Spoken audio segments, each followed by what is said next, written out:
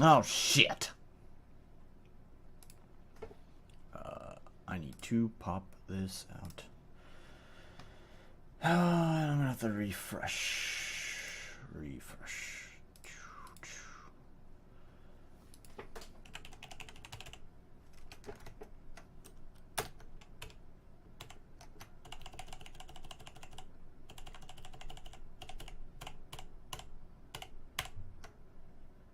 Perfect.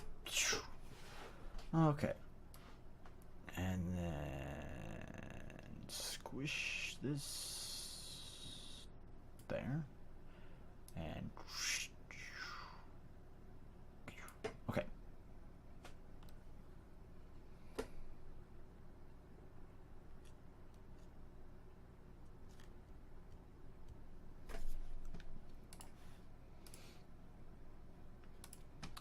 And we need music.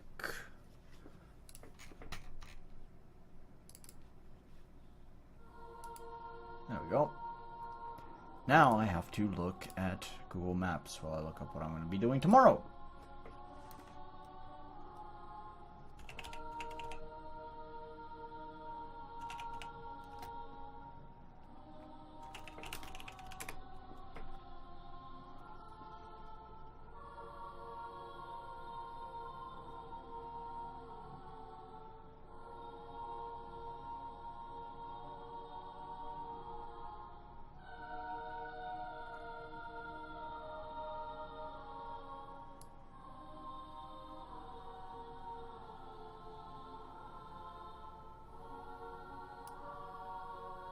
I think they're both of them.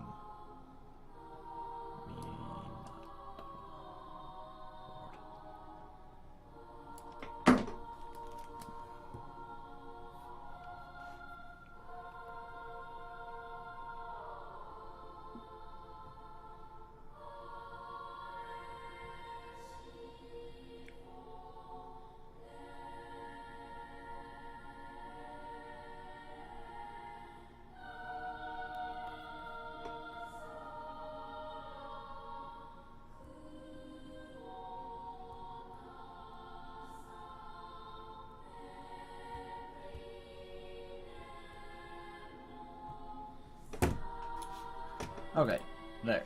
Not that I think anyone's here yet, no.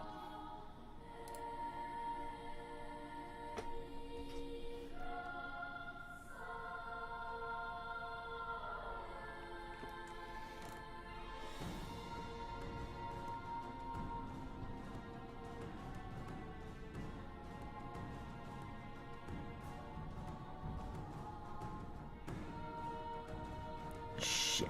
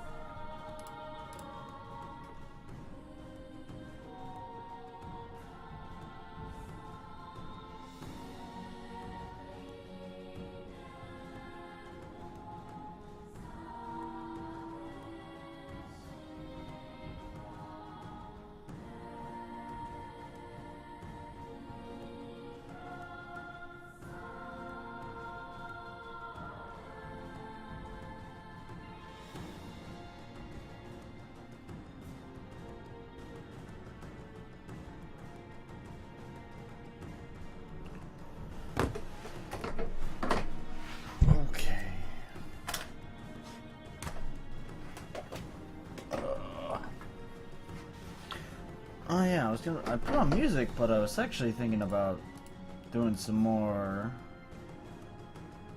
Oh, I minimize this. There we go. That's gonna help. Now I'm gonna sneeze. Yeah.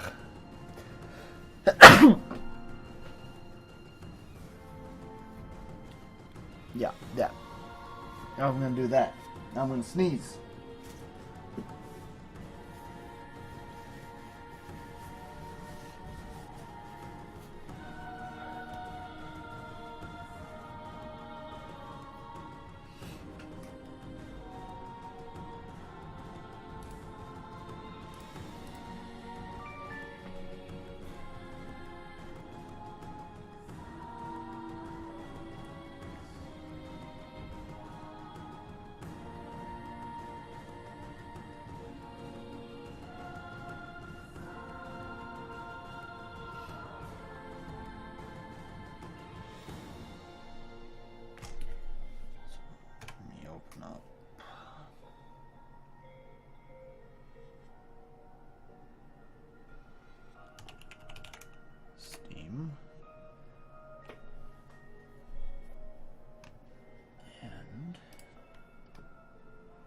play some more Xenosaga. So we can pause this, and then we need to hit Control 2. Believe that switched it. No.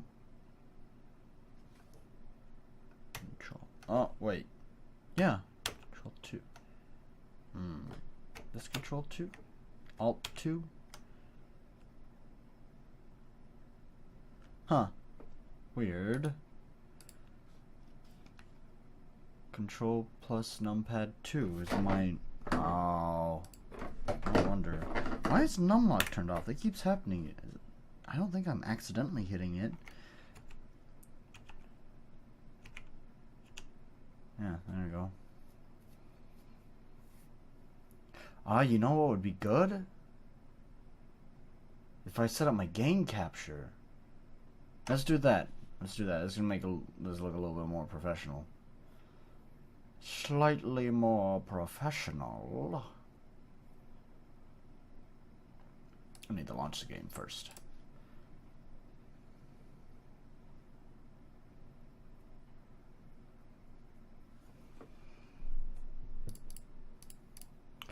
Okay. For the moment, let me shrink that down and then go here to game capture. Game capture properties. Set it to Xenosaga. Do not capture mouse cursor.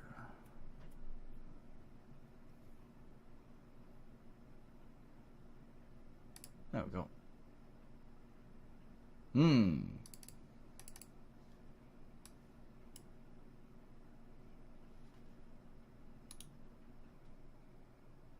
Position and size. Fit to screen. What? That's not fitting it to screen.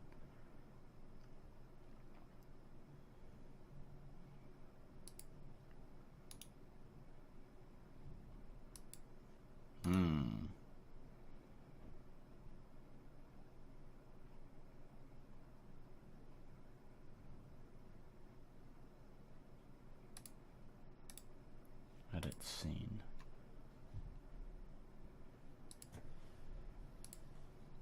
It's weird that it...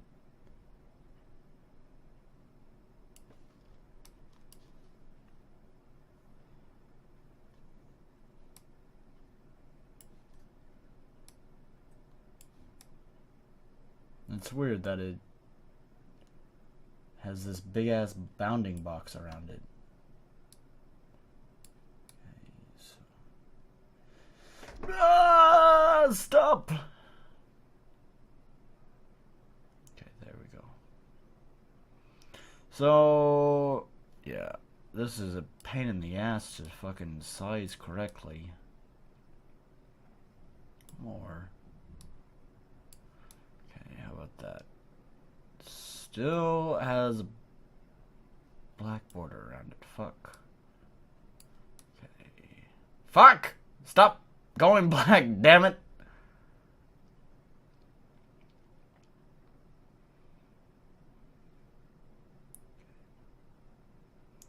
Alright, well, that's gonna be about as good as I can get. So, yeah. Now for window capture, I'm actually gonna adjust this to be bigger. That would make sense, right? So if I squeeze it there, and then set this to be here, set it like that, and then make it taller and narrower. Yeah, okay.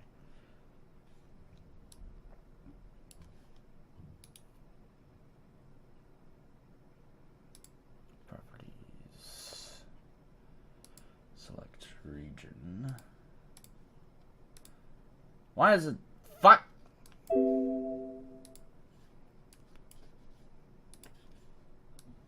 Why does it fuck? Yes. Why does it fuck? Select region. Okay.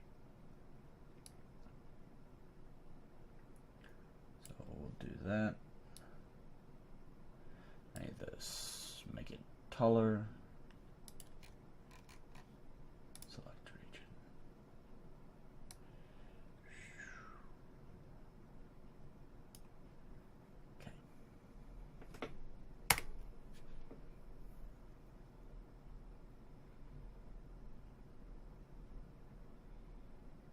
Okay. Now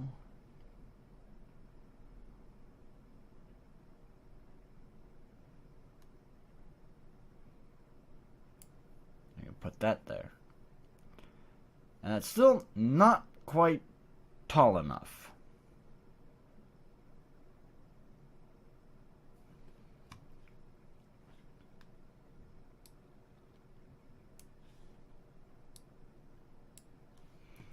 So let's go back. Properties, select region. Okay, enter. Okay. Now that should be tall enough. There we go. That looks much better. What do you think, stranger that just arrived? Huh? My drawings? What drawings? What are you talking about?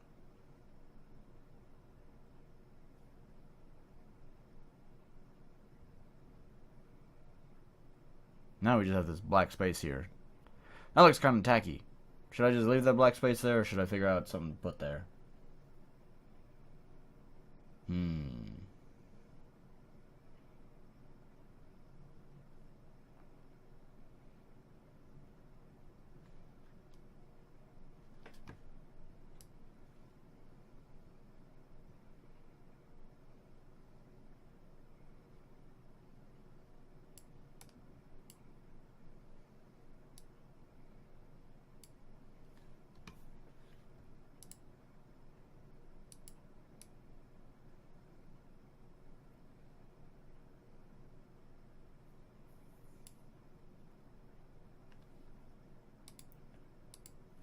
Sora, Goofy, and Donald. Yeah, I don't know what drawings they're talking about. I'm looking at the stream right now. You're saying the same thing I'm seeing.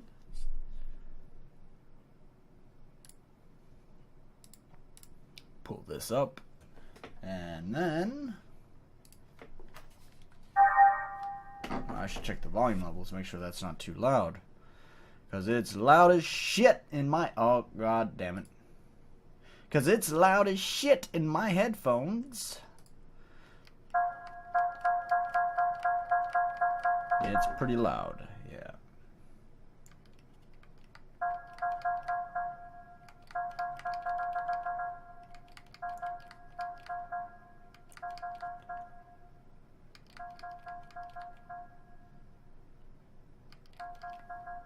There we go.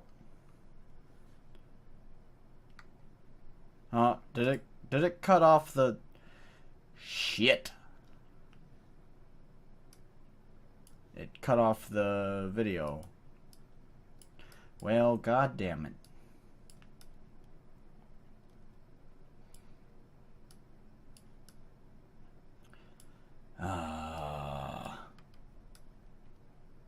Okay. It needs to be bigger. Like the stream where Nolan fucks around with the video, with the stream settings. Yay! That looks about right. Okay. Now I can do this. I should change this stream settings. Let me change this to... Not that it fucking matters. I don't know why I'm doing this. I'm currently playing Xenosaga Episode 1.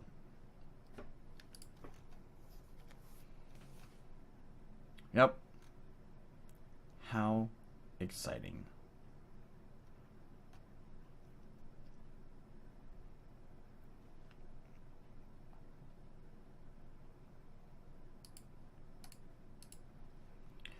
Okay. Let's load. Oops. No, not that. Load save state.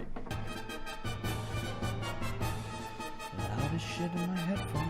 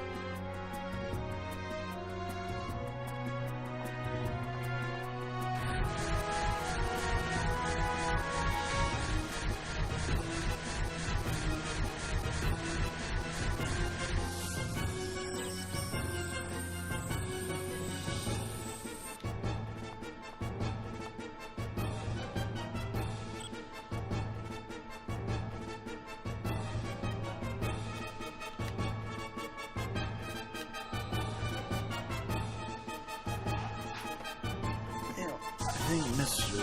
Soradon Goofy.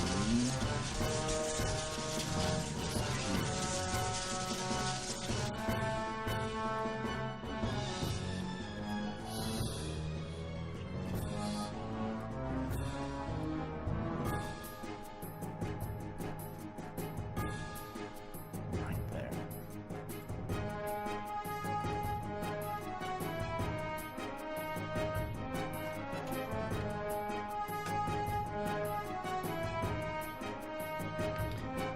What happened? Okay.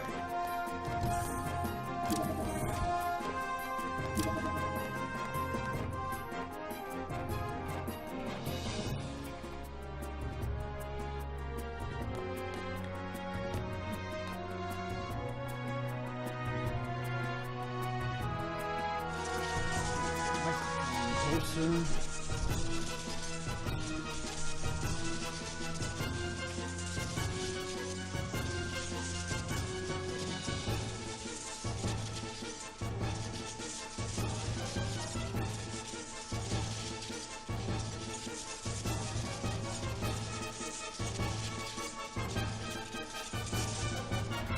Yeah. Do not hesitate if you wish to live. Oh, they. Ah, shit.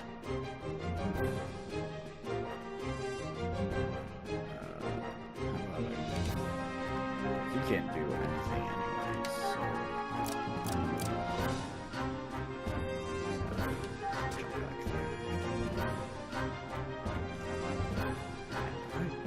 You. Damage.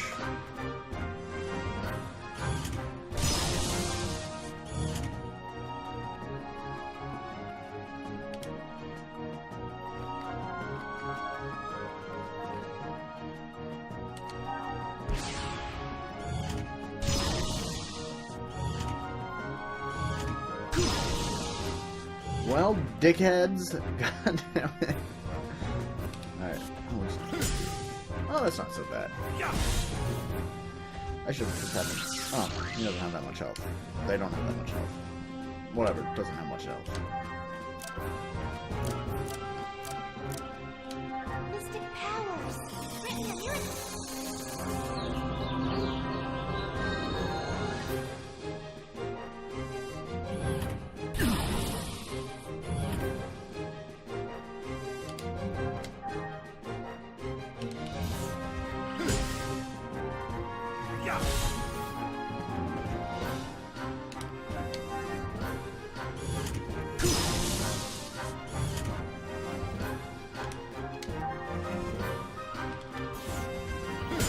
Thrilling!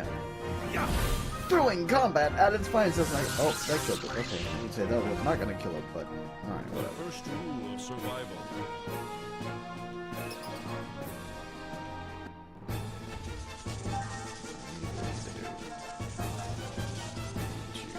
Change battle formation.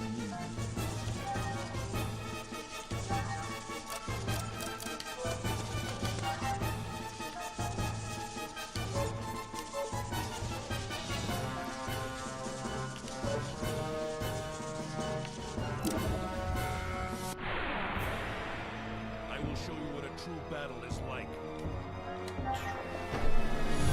I'm gonna save in the middle of this fight. I didn't because I'm not focused on the window. There we go.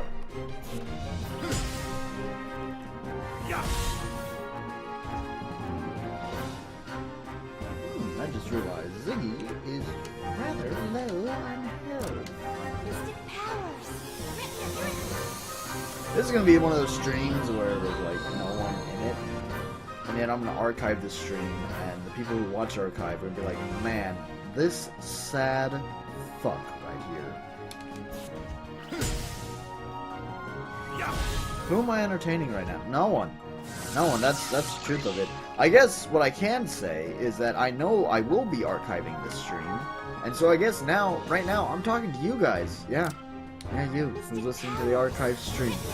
Which, going by my analytics of my current archive streams, that's like one person who probably doesn't even watch the whole thing, who's probably made it this far, and has realized, well, this is some boring shit, and has already left. So, I guess the reality of it is I'm not talking to anyone, actually.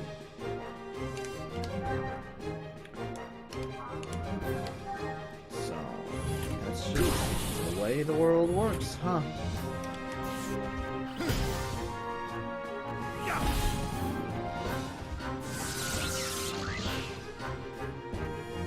Don't take it too hard. You didn't.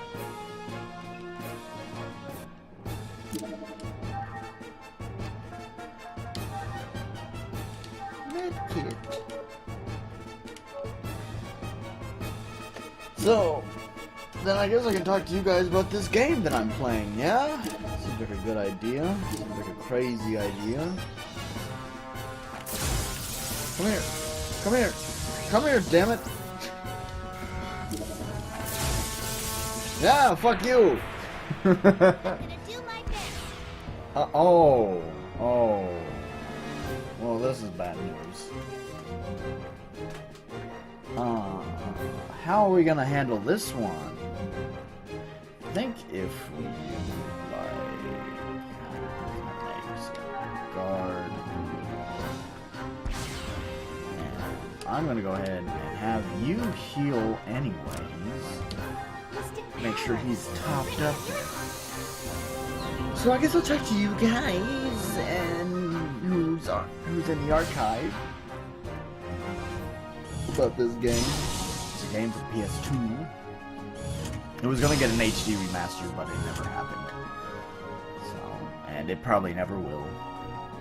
So it'll always be relegated to a console that will long be forgotten in years to come.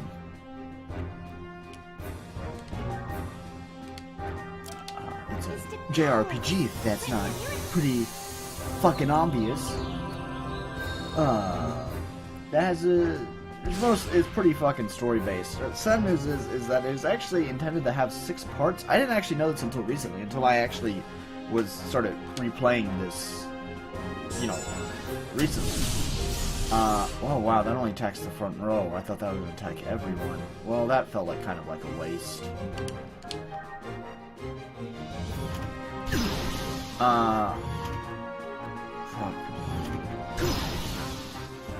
Fuck, man.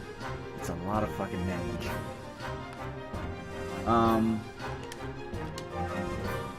I didn't know this until I started replaying it recently, but it was gonna have 6 episodes, but I only made it to episode 3. Considering 3 is a typical number for a trilogy, I actually assumed that it just ended. That was the end of the trilogy, and ta-da. But I guess not, actually. You know what? I should have ended that combo. So the combat system kind of reminds me of Neptunia's combat system, but instead of you having to fucking move your character around to line up shots, which is the fucking dumbest thing in the world, you actually just press the buttons for the combo of your action, and that's it. That's the end of your turn, which I much prefer. And there's a slightly more in-depth character progression system with, you know, stats that you can build. It seems too fucking complicated for me, to be honest. In my previous playthroughs, that might have been where I went wrong with the game, is building the character properly. I looked up some guides, but the guides aren't very descriptive, to be honest. Fuck me, that didn't kill it.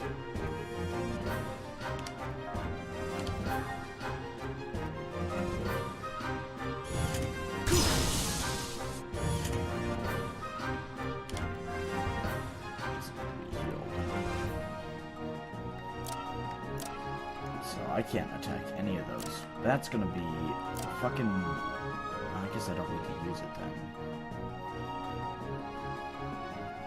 So, I'll just do... this.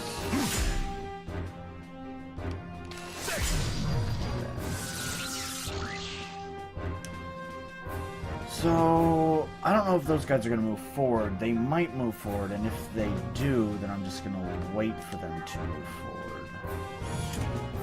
Oh, they can actually hit me from the back row. That's, you know, yeah, you know, fucking no problem, man. Whatever, it's cool. So, I did plan on playing through all 3 of these games, but I don't know. It kind of sucks that it's not going to finish.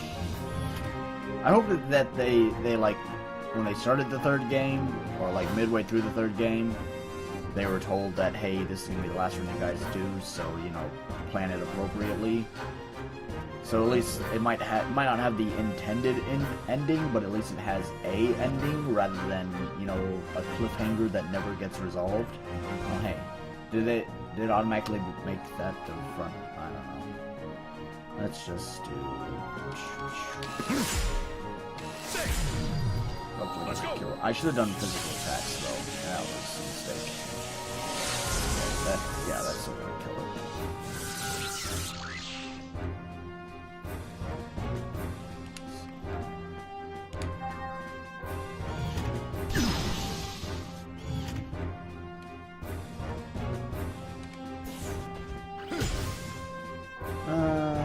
Yeah, it's gonna take 2 turns no matter what to kill it, so I might as well just dish out full damage.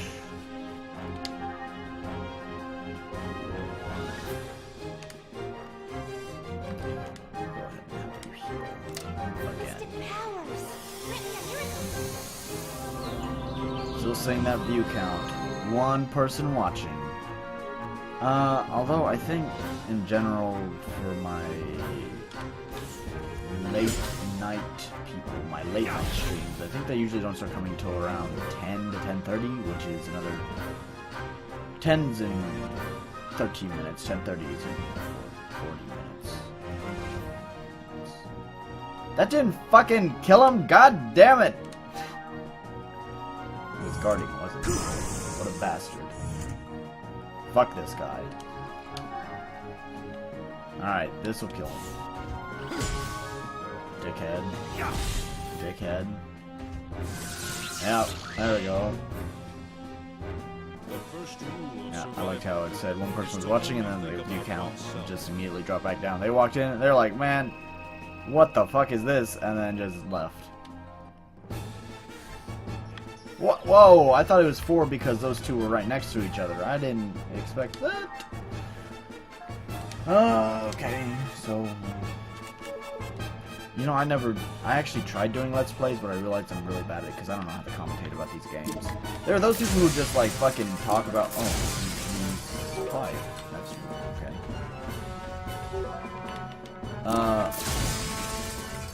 There are those who just, like, just talk about whatever when they do their Let's Plays, and there are those that are informative, and I'd rather be on the latter of those, where I'm the informative type, Unfortunately, Do not hesitate if you I don't wish know to how to live. be informative. Oh, fuck me. Is it another one of these? Excuse me while I use the fucking speed up system.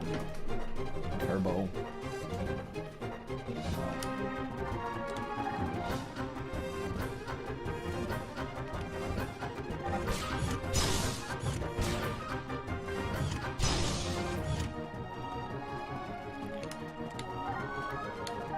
Ah, shit.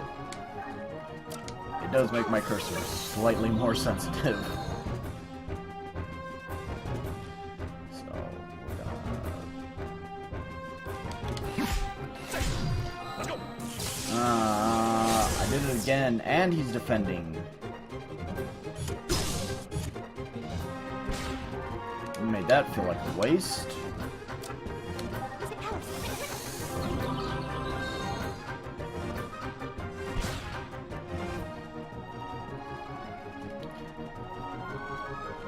Mystic powers. He's fucking... Okay, good.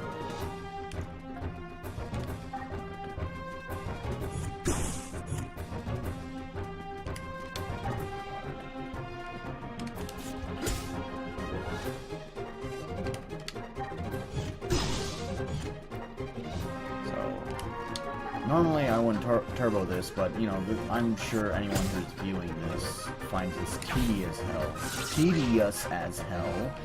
So, yep, just figured I'd turbo it. Of course he's fucking defending. So that's not going to kill him because he was defending. I didn't realize he was defending because I'm an idiot!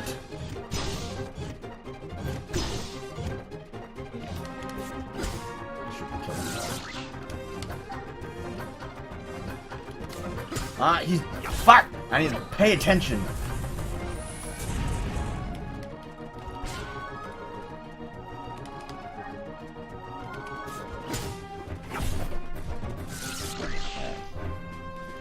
That'll do it. The outcome was decided even before the battle.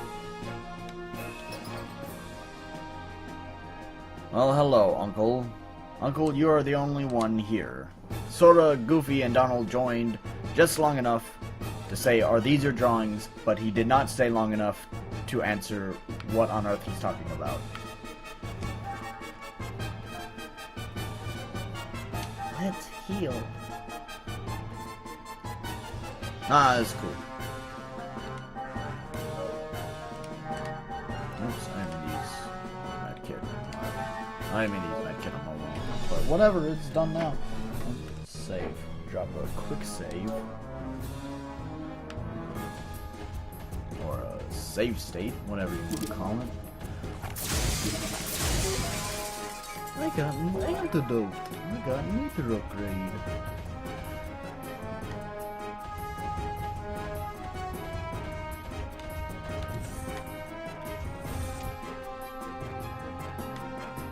Yep, so it's just me and you, buddy. So entertain me, damn it.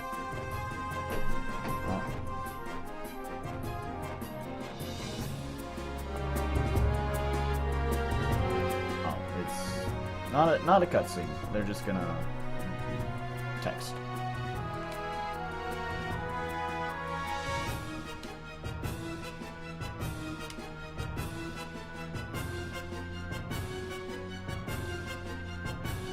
It's going alright, you know.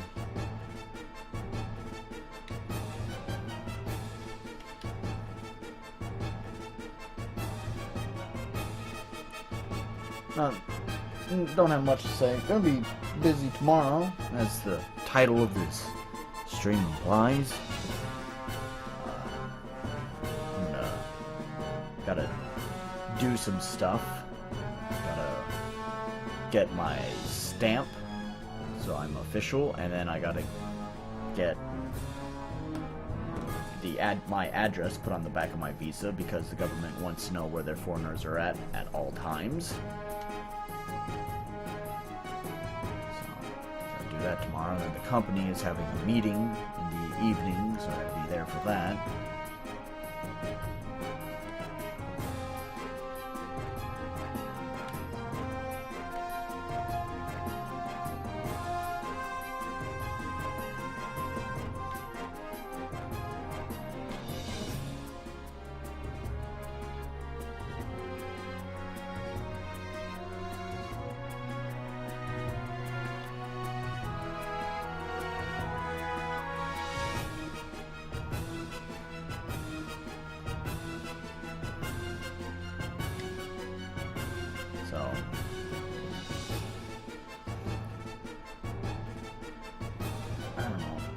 today, I don't know what it was. Maybe it was just the air. But man, I was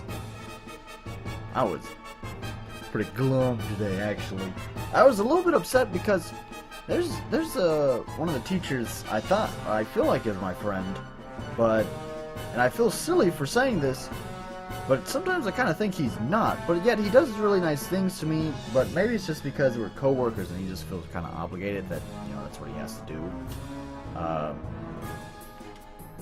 But we've been trying to make plans to meeting up outside of work. Or at least I've been trying to make plans for meeting up outside of work. And every time he says, yeah, man, it's cool, let's do it on this day. And then it's like on that day, it's like, yeah, man, I'm sorry, I can't make it. One time, okay, well, 2 times in a row, alright, that's fine. But then this is the 3rd time. It's kind of frustrating. It's like, man, if you don't want to hang out, just stop telling me that we're gonna do it and then just, bitch out at the last minute,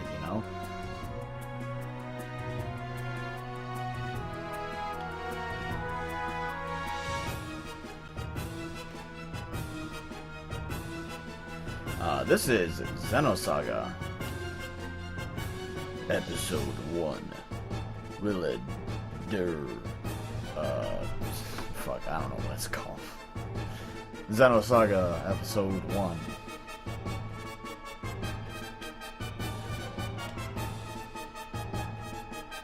As I told no one who was in this stream earlier, it's just for whenever I archive this stream, I had mentioned that this was actually planned to be a 6-part series.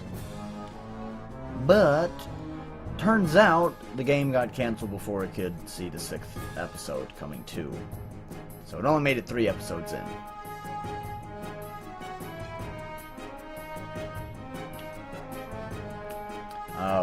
I didn't actually know that until I started replaying this game, though.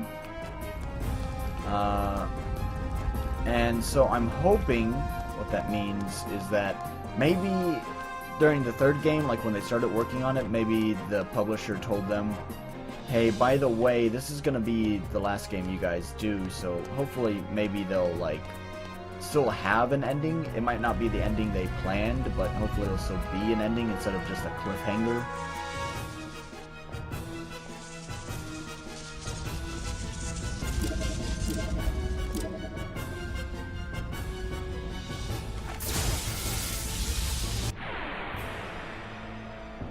Hesitate if you wish to live. Oh, I should set up my team. How silly of me! Oh well, it's okay. This guy probably needs to go down first.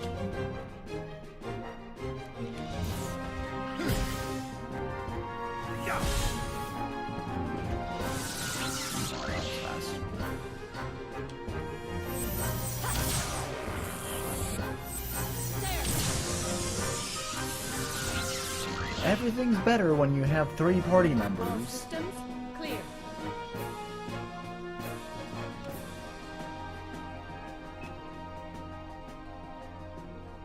Did it? I think it force leveled Cosmos and Shion up. Because for the past while I've been playing as Ziggy, his story. On reserve. I didn't know Chaos was here. Chaos is the dumbest fucking name ever for a character. BT dubs. This is some straight out of some fucking Sonic fanfic, some anime Sonic crossover fanfic. Anyways, the first thing I like to do is set Cosmos as my leader character because she is the most badass blue-haired android babe ever. And then I need to go to battle formation, and let's switch out. Actually. Do I even... how do... Oh, wait, probably here. So, go to the reserve. No? Okay. No, battle formation. Okay. And go to Ziggy. Replace. Momo. Formation. I want you there. Just behind Cosmos. Yes, there. Actually, Shion Since Momo can heal, let me replace you actually with... Put Ziggy back in. And then, just because I want to, I want you on the left side. Here we go. That's much better. So yeah, co-worker friendship thing. Yeah. I don't know. I don't know how to make friends. And let me save. And characters. Do I have any equipment for you?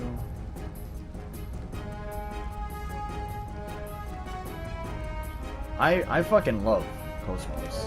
Actually, as a character, she's kind of boring. But her design is like the best thing ever. And actually, as a character by herself, she's boring. But I didn't realize this until, again, replaying this game, that her interaction with Xion is like the best thing ever. Xion is the brown-haired girl. This one down here. So, oops, not unequip, equip. Oh, wait. Oh, but that is awful. Okay.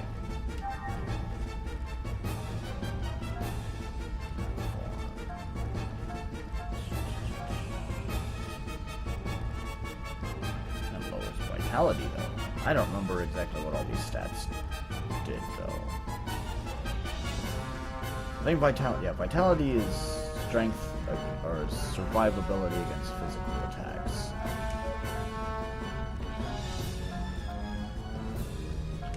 So, you're pretty well equipped.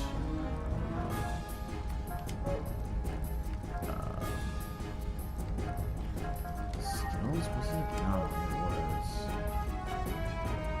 How do I characters? I don't remember how the fuck. Yeah, here we go. Use tech points. It's the exact fucking thing I was just on. Alright, Ziggy. Use tech points. You don't really need EP. Ether attack. Ether defense. Good. Dexterity. Dexterity might be good too, actually. You have 191. Bump it up twice.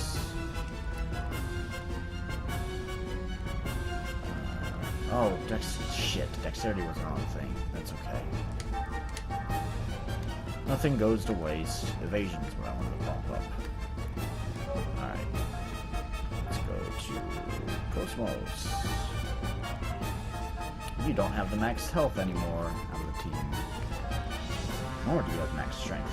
I'm gonna max out your strength.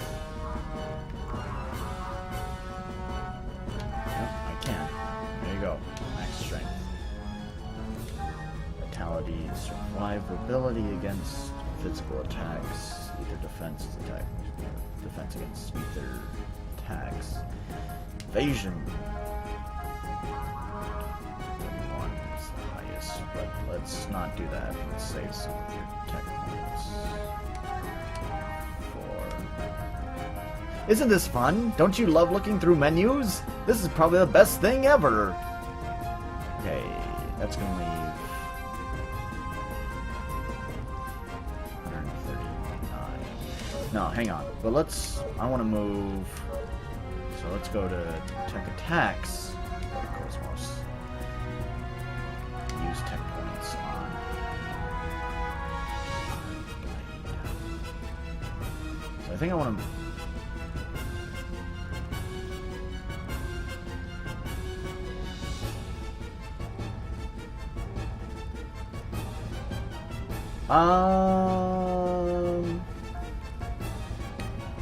well,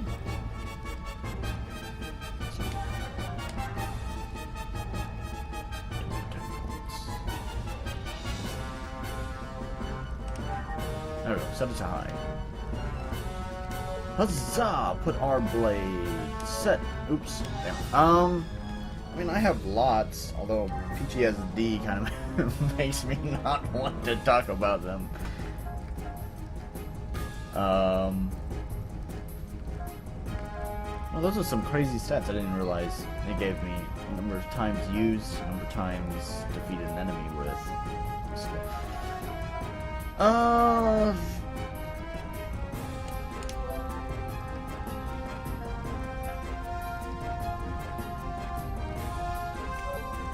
So, you know, well, I mean, one of the it's been so long since I've been trying to, surprisingly, actually. It's funny, actually, it was a week ago today that my visitor's visa expired here in Japan. I have a full working visa now, so that's not a problem. That's not a problem at all that it expired, but what that means is that I've actually been in Japan now for 3 months, which is crazy to think about. I mean, one of the crazy things, I think I'd mentioned this before, you might not have been present, you'd probably have to go back to the archive of my streams.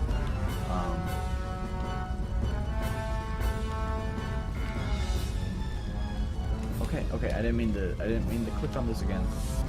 I will show you what a true battle is like.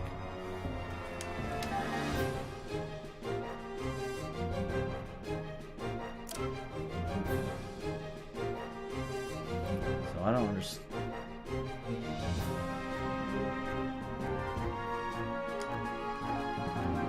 I thought it was Asuka.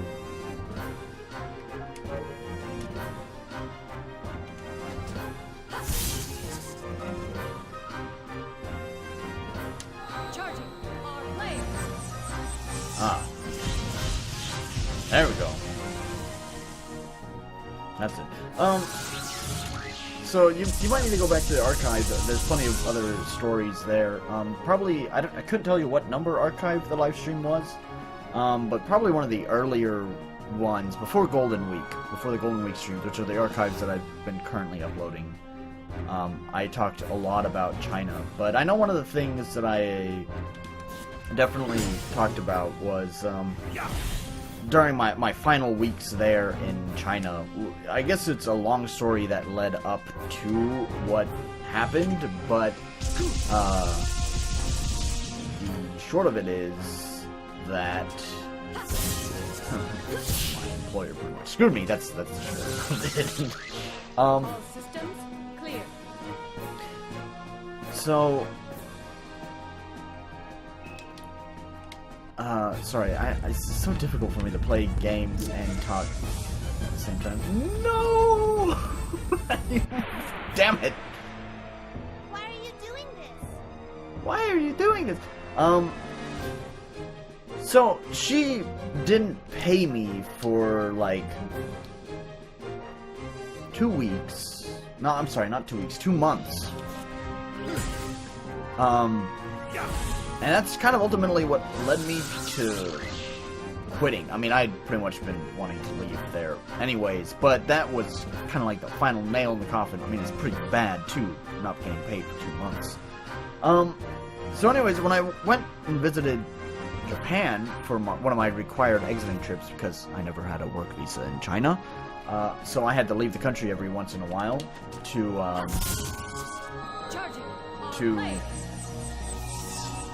you know, refresh my Chinese visa so that I could be there for another 60 days. Whenever I did that, The enemies have been exterminated. I would, you know, leave the country to go somewhere. And I visited Japan for 10 days during the Chinese holiday, and during that time, that was after she decided that she didn't want to pay me, so I decided I was going to look for some work.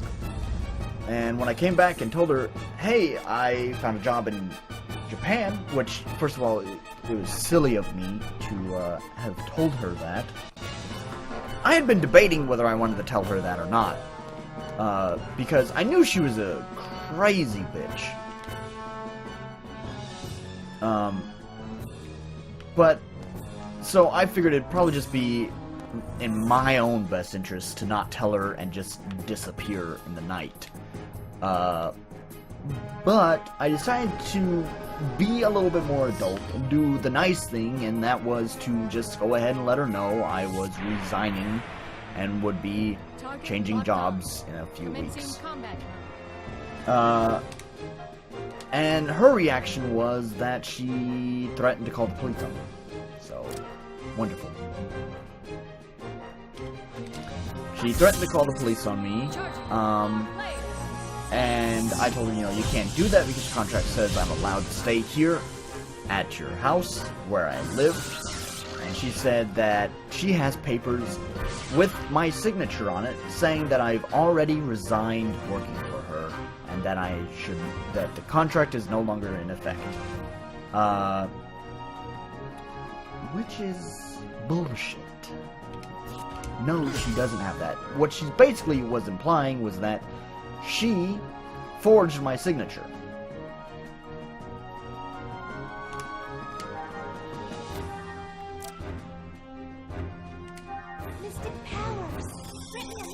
So, there's a crazy story for you. Is the woman I was with threatened to call the police on me, kicked me out of the house, and forged my signature on some papers. Wonderful.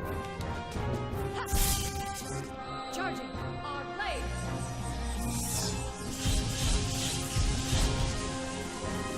So I wound up leaving, obviously, because she kicked me out of the house that night. And fortunately, I just made friends with a foreigner in the area, literally like less than 2 minutes walk away from the apartment. He lived in the same subdivision, and so I asked him, hey, she kicked me out of the house, why won't this fucker die?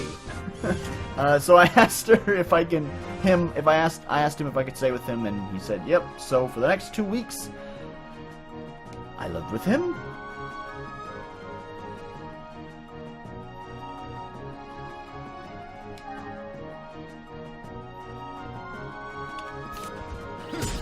That should kill him. Yes, good. Okay.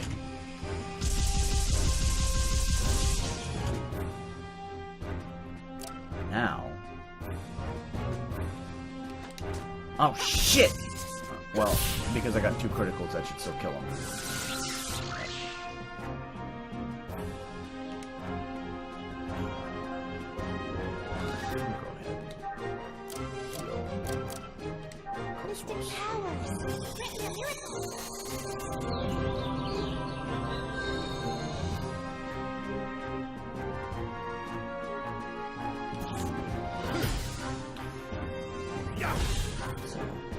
And it's been 3 months since that day, since I left that foreigner's house.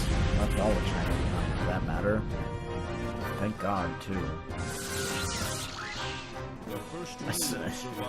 China just fucked with me. Like, talking about the coworker thing, like, a lot of these things, like, I like, the rational side of me says it's so stupid to, like, think so much into why he can't, you know, hang out. Like, why am I reading so much into this? And I don't know, there's just like this paranoia of, I don't know, of like, I don't know how to describe it, man. I don't know. It's weird. It just, kind of doubting, like, everything. Like, doubting everything everyone says. And believing there's ulterior motives that are not being spoken. You know? Paranoia. That's the word for it. Paranoia. This all settled in with China.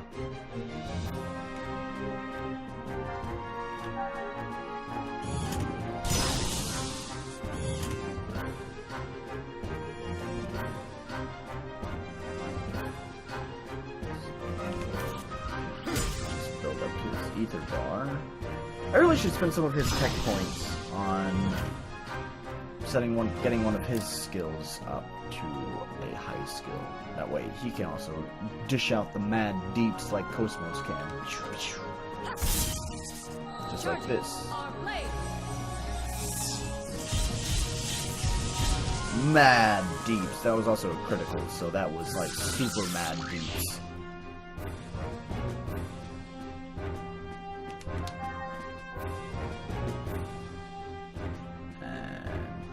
you to just high kick,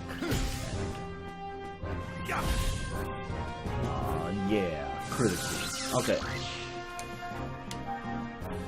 So that was the point I was bringing about that paranoia.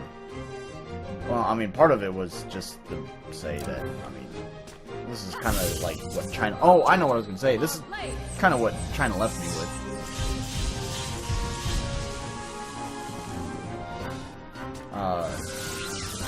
Like, I still have, like... I call it PTSD jokingly. It's not actually PTSD. It's real fucking... I don't... Too many... I think of the fucking feminazis who say they have PTSD from fucking, you know, Twitter harassment. Fucking grow up. No, I mean, it's obviously not legit PTSD that I have, but still, there's like this creeping, that lingering effect from China, man. Where, like, I've had like nightmares.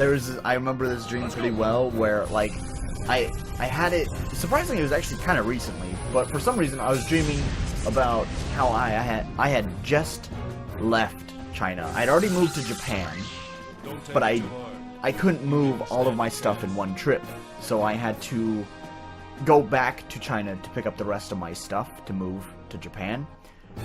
And while I was there in China picking up my stuff, my previous employer had already hired a new teacher. And I know this is typically how it goes with most dreams anyways, you know, like, it doesn't make sense because it's just a dream. Why are there 4 of these fuckers every single time? It makes these fights so long.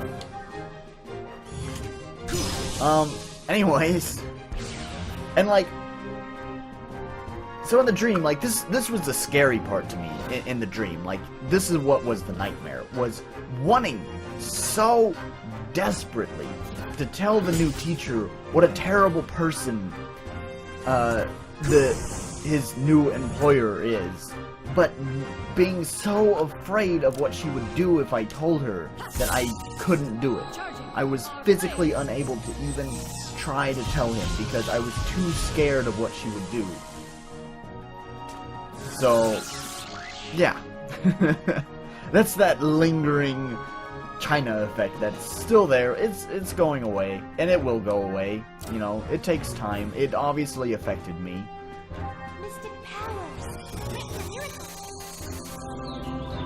It's not like I was in a fucking war zone or anything, seeing just truly horrific things. So obviously it's not gonna linger with me forever. That means it's probably not gonna kill him. Oh, okay, yeah, kill him.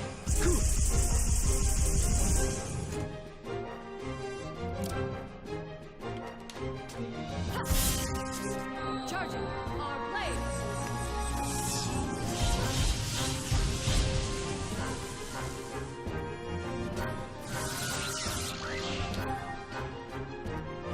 Ah, I should have healed. It's okay. I mean, this fight's over anyways. It just means I have to go to the menus. But I need to anyways, because I want to see if I have enough tech points to upgrade one of his skills.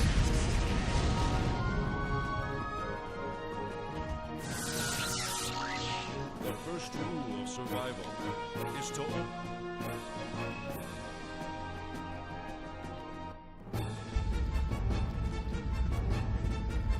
What are you looking at, Cosmos? Why are you looking at that? Okay. Alright. Ether. Life shot. If I remember correctly from the many years ago when I played this game, there is a somewhat difficult boss fight coming up.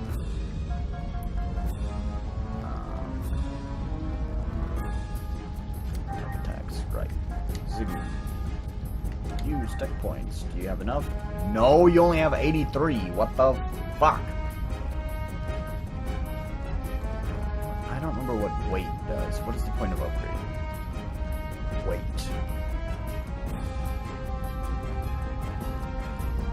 Because it's not like it has a cooldown. So either way, I need 200 points. That's what I really need. It's 200 tech points. Right?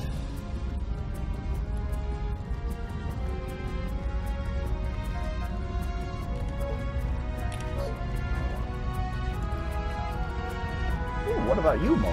Oh, well, I don't really use any of your attacks.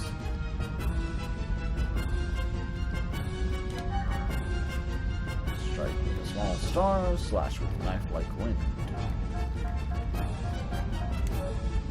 How about instead, I just see about maybe making you more survivable. Is that a word? I don't know. So, wow, your vitality is good. Your defense is alright. Let me just get HP up. Oh wow. Okay, maybe not. Let's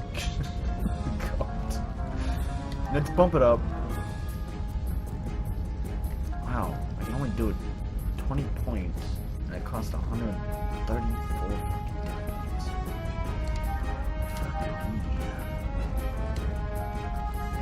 But your vitality is pretty high already with your defense. I have enough for 1 point, so fuck it, just 1 point.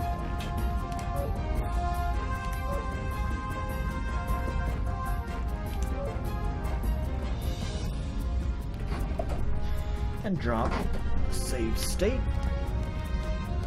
then let's go on.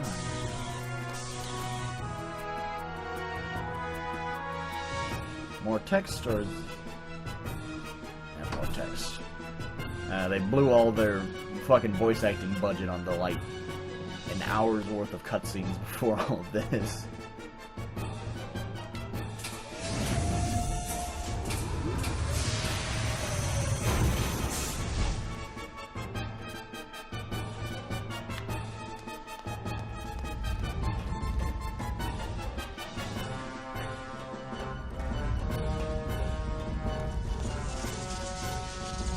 Wow, this is the first boss that it doesn't just automatically engage. I actually have to engage it myself. Oh, do I feel ready for it?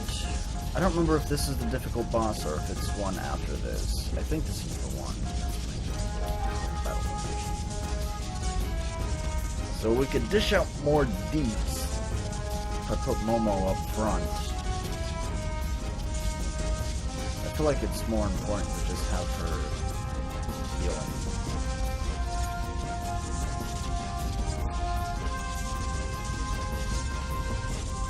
Who's Chaos, dude? Who's Chaos? What do you do? Besides have a stupid name. 400 health. It's pretty alright. High EP, so it makes me think you're like a black mage, and your name sort of implies it too, so you use ether attacks.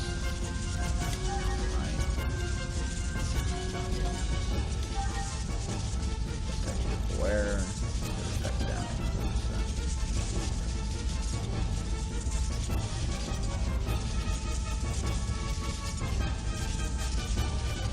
Yeah. Personally, I like that too, Uncle, honestly. I get it. I'm honestly kind of afraid of the days when my streams get more popular, because I like just having a nice little conversation. I know my friend Fever, he's not huge still, but his channel is still a pretty significant size, especially compared to mine, with 60,000 subscribers, and it keeps growing, and it's almost like hard to even call him a friend at this point, because I'm not like a close friend. I don't know him in person. He was only a friend that I met through YouTube. And it's like, now that he's grown so much, it's just like, I'm pretty sure he doesn't have the time to be friendly with a stranger on the internet. I go to his streams once in a while, and he recognizes me still, so during his streams he'll reply if he can, but his streams are manageable. They're not like some streams that you see where it's literally just an endless flood of chat that's impossible to read. It's manageable, but it's still a lot of, it's like it's non-stop him constantly answering questions from people. He can't just have a single focused conversation. It's a bunch of quick answers to a bunch of different conversations, So, I guess I'm ready for this boss, so let's do it. I'm gonna try hard for everyone. Domo. Oh shit, you know what I could have done though, was see if she had any attacks, some support attacks, or skills. Or maybe boost attack or something. Okay. Yep, this is the boss. Well, fuck! That was a good start.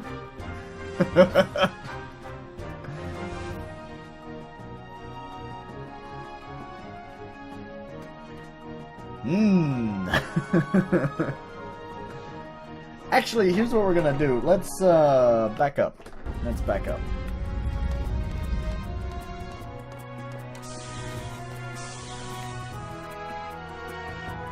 And I also should.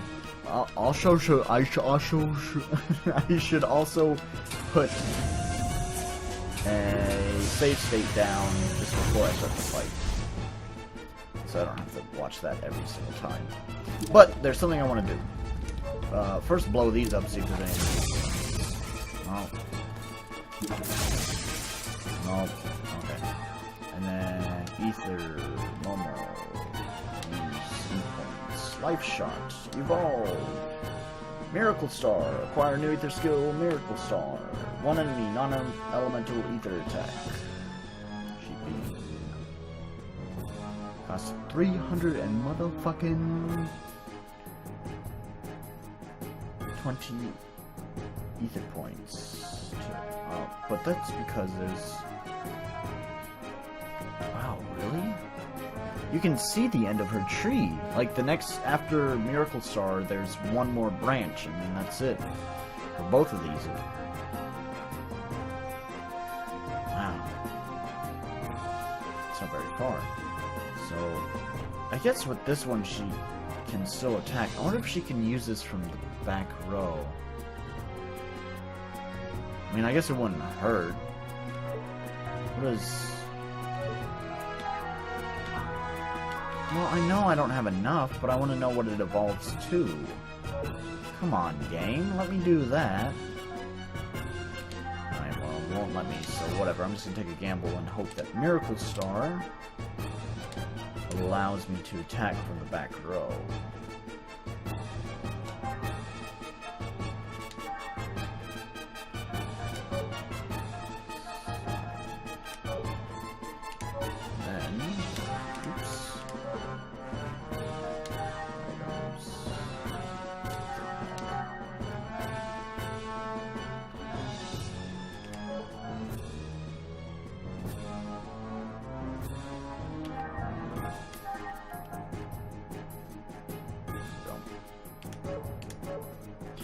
Okay, I think that first hit, that 300 and fucking something damage that I took the first time, I think that's unavoidable.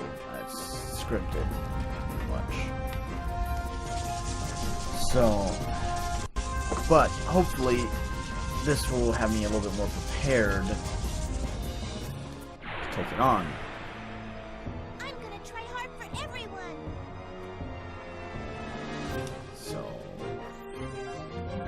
First, yeah, there's no way I can boost. Let's try. Does Miracle Star work? Yes, yes it does. So, Mystic powers. use it.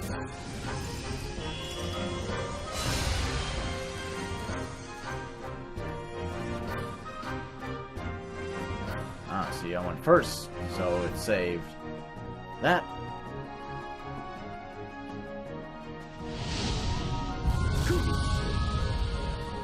Okay, but this time I didn't get the critical on it, which the critical one was what really did some nasty damage to me.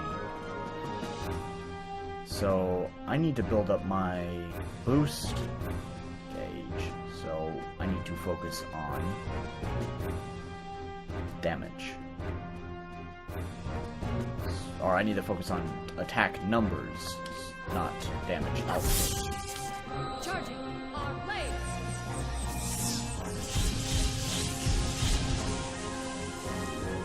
Did that build boost gauge? I don't think that attack built boost gauge, so that blows.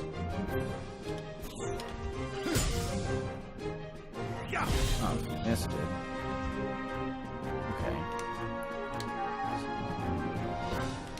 Shot. I don't think she's gonna have any chances to heal.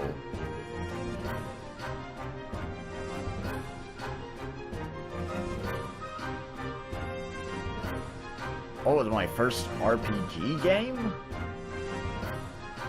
I mean, JRPG... it was... I think it was just called Quest 64? For, as the name probably implies, for the N64. Mystic powers.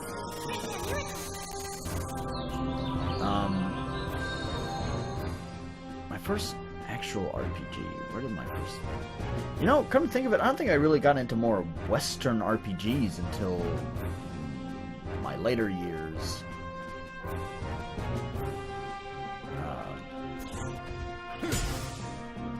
That doesn't do shit. Still doesn't really do shit. Cool. Well, fuck me. Does Blaster do more damage? Blaster. 56. That's pretty good. What about Needle? Not so much. That was even a critical. So, yeah. Shot. Cosmos. Mystic powers. I'm trying to think what my first, like, Western-styled RPG was. And I honestly can't think of one. It was during my middle school years, in my early gaming days, I was more into JRPGs. Because they were also more prevalent during that time, too. Oh shit, I forgot. I need to use ether attacks, not physical attacks. God, that does some nasty damage.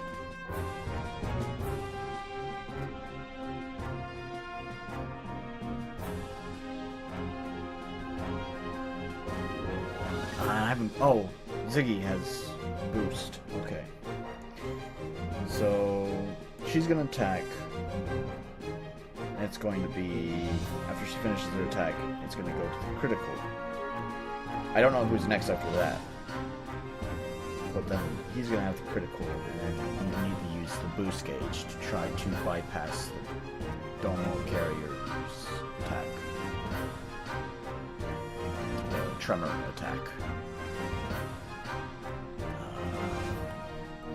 Ziggy has boost. So, I need to use Blaster.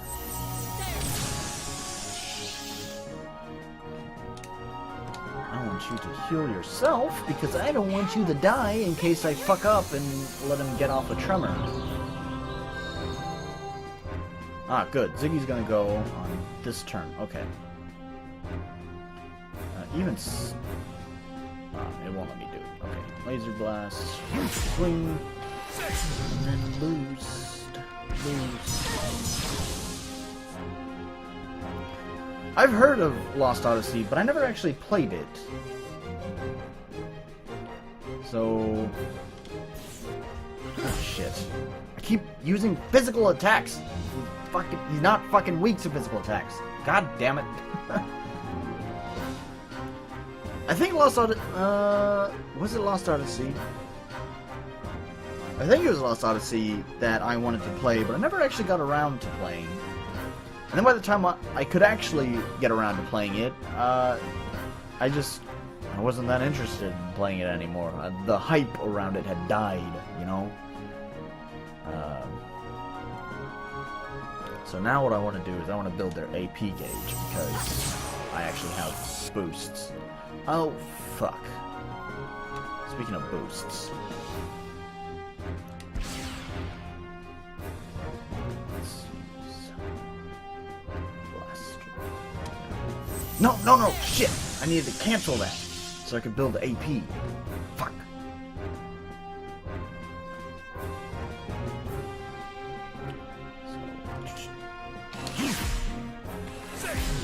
Oh, that's gonna do a lot of damage.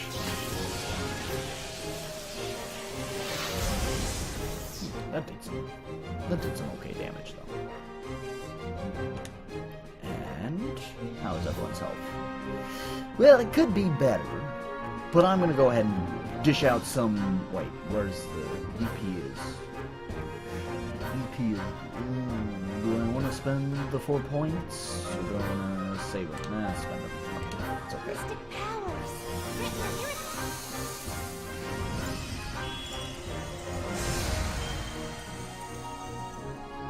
That didn't really do a lot of damage. Probably should have just saved the EP points, the ether points. Oh, saying EP points basically is like saying ether points. You should have just saved those for healing instead. Well, oh well. She almost has one boost gauge.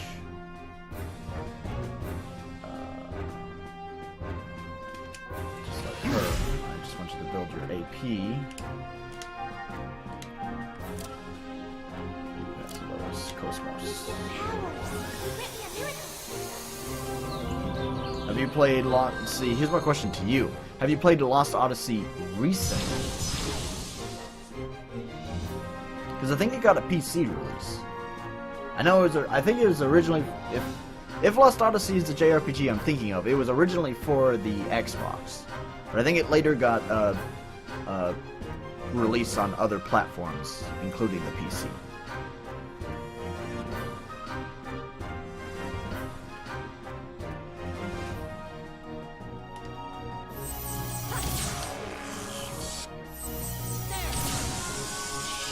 Charging. Our cannon.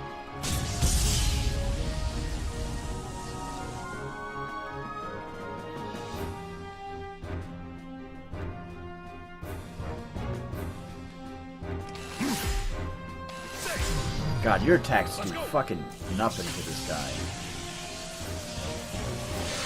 That does some okay damage, but your other attacks are just fucking wastes.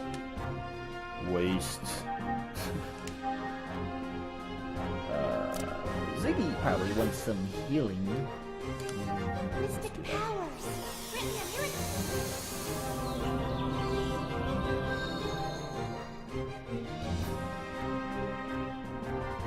Guarding A. That's okay. That'll give me a chance to build my AP.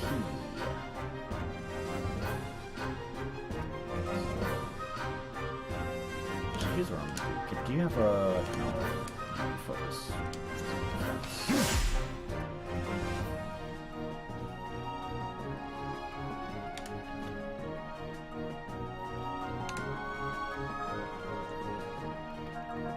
Let's go ahead and...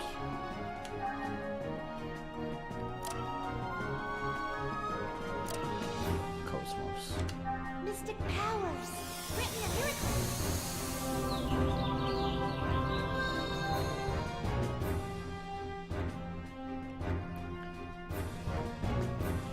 Yep, I just want you to build your AP up.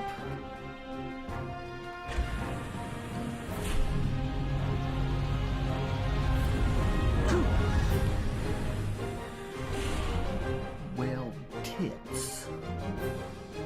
You're weak against ether attacks, and you just used an ether attack down on me. Fuck your shit.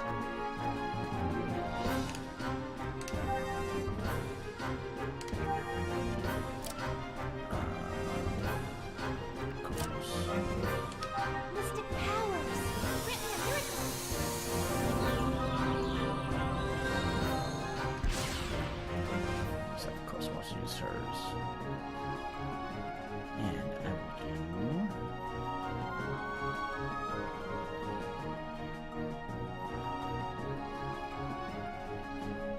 I wonder if it would do more damage. Oh, now I have the ether attack down too, so maybe it'd be better if I do punch or blade. Oh. Charging our blade. Oh, arm blade is gonna our blade is gonna end that combo. Well then.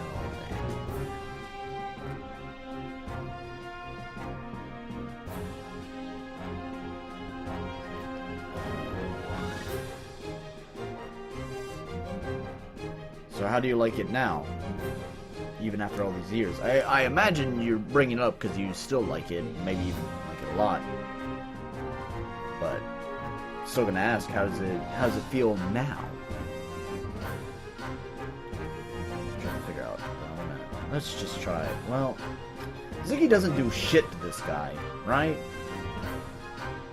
I think a high kick and laser blade both just don't really damage him.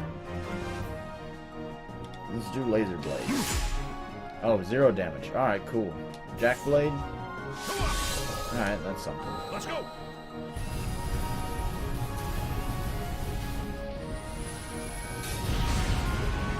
Something else wants to go on.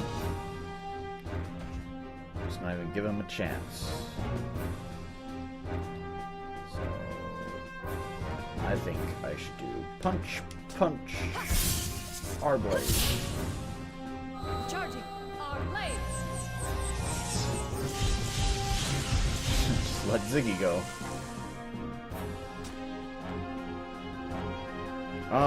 You know, that was kind of stupid, because now I think it's going to land on him. High kick, high kick. Yeah.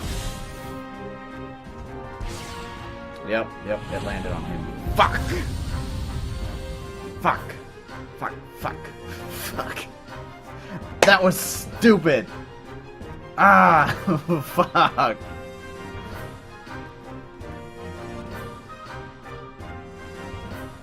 So when you say you started playing it, you mean that was your first time playing it? Was in December?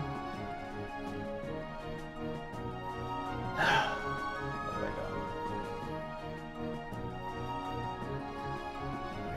let's see what's next. So I think it's gonna be better if I use an item.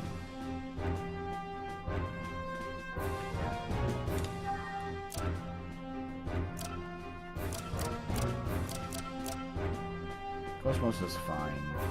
Let's use it on normal. Use this.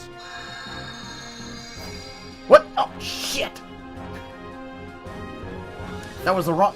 I'm making wrong choices! I thought that was a med kit!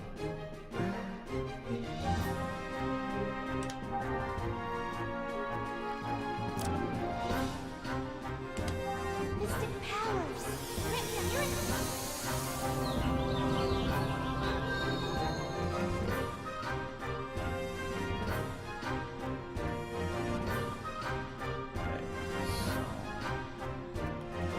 Miss... Yeah. What do you have? Punch. And end. I want you. Menu. Items. Medkit. Fucker. That's what I wanted to do. Okay. Now we can use Ether, Life Shop, and put it on Ziggy again, because Ziggy is still pretty weak. Powers. Grant me a miracle. Ah, well, what platform did you play it on? Was it the 360, or did you play it on... And what? What? 600? Why?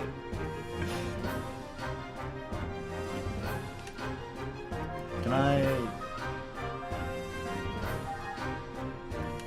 No, I can't. I do need... Ah, fuck me. No one has... Well, I better heal just in case if he's next, because if he's next, he's gonna use Tremor, so...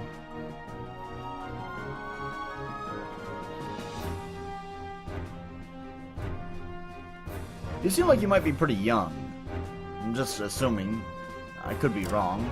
So don't take offense to it, but... Are you pretty young? Mystic powers. Grant me a miracle.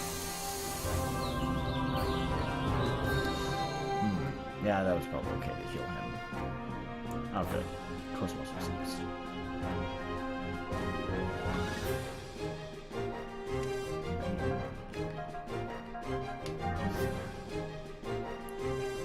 Focus, physical attack. Physical attack down for...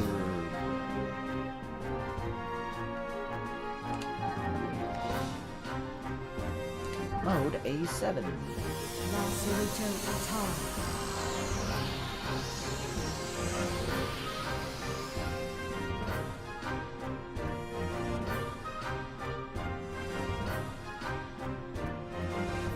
Alright, I need... Oh, but shit, it's gonna build slowly because...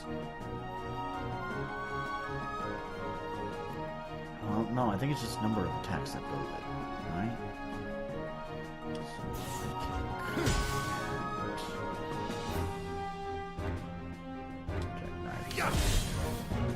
Let's go. God, why did he have to heal 600 points? Such horseshit.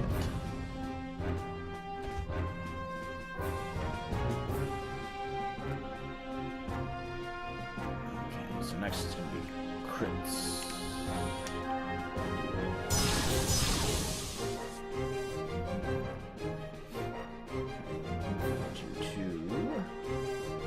Punch. Somersault, hard blade. Charging our blades.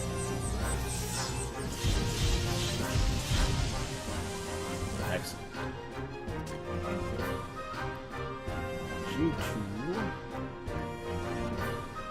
So what platform are you playing it on? I don't know. Oh, there it is. There it is. It just showed up. You could probably see if you're watching the stream. You'd see where my chat is.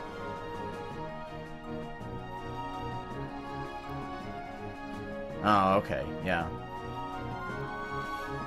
I think it has a PC release. Let me check that right now. I mean, I have Steam open. That's how I'm playing the game. Actually, by the way, the game is Xenosaga is not on Steam. It's just I have it as a non-Steam product. I load it through Steam. That's what I'm trying to say.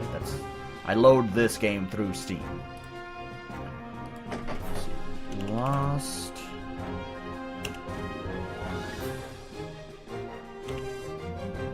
Nope. Nope. It doesn't. I thought it did. Odyssey. I don't know if I spelled it right, but I do know I spelled Lost right.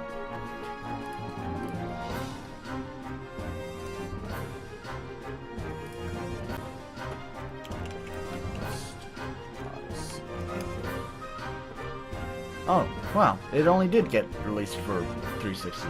I thought it had multiple platform releases, but it is only 360. Well, imagine that.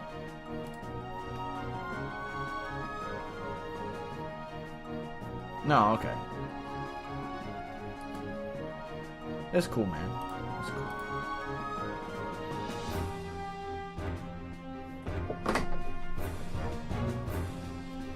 I mean, go figure. My humor in my videos is it's not exactly highbrow.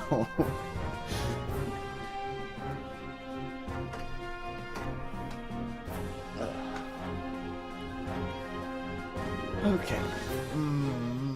What am I doing? Right, building.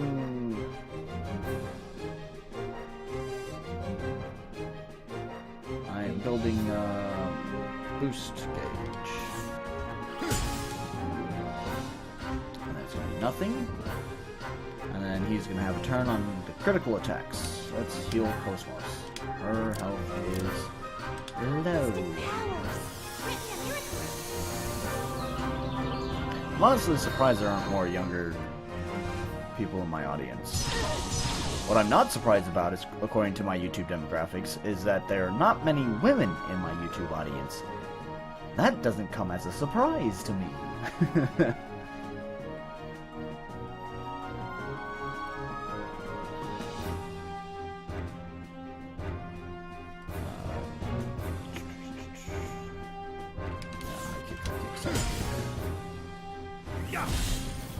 I wonder how long the boost lasts on Cosmos. I wonder if it lasts 3 turns, the attack boost. Because if it lasts 3 turns, then I can build the AP gauge and then use the built-up AP gauge to unleash some mad physical deeps.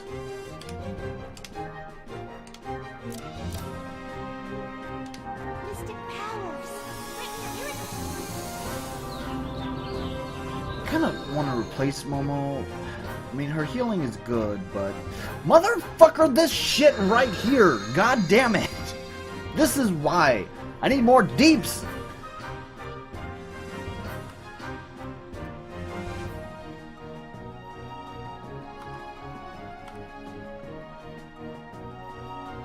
Can I change on this roll? There's no option for change.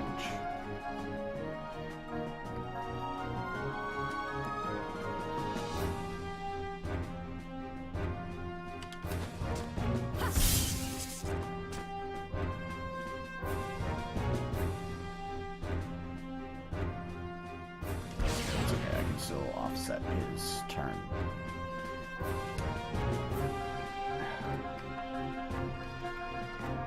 There has to be... Maybe if I move? Can I move her off the... No?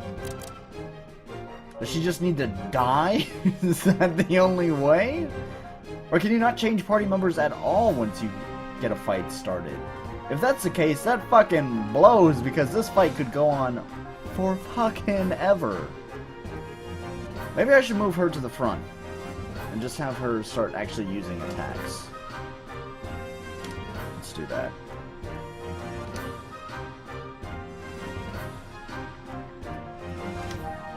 Not that I'm aware of. It's not that it necessarily comes up, though. I just kind of talk to whoever is here. In general, I know most of the people who join... Well, I say no, but... Not like I know them in person, but I see them a lot in my comment sections, or maybe I have them somewhere on like either my Discord or my Skype or something like that. So I kind of know who they are, so when they show up, I pretty much know their gender, so it's not like I talk about it anyways. Even if there is a stranger who shows up, in general, I actually just kind of assume they're a guy. Because that's what my demographic is. Punch our blade.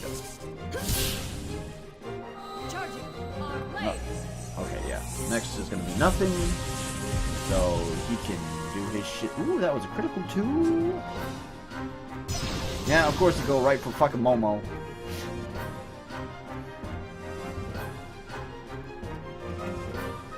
So I need to build up your AP. And then you. Everyone's health is good, so we'll just do... Let's see. You haven't been affected by the ether attack down, so I can do Melody Ray. Oh, 10 points of damage. Wow, great. What about Cosmic Flip?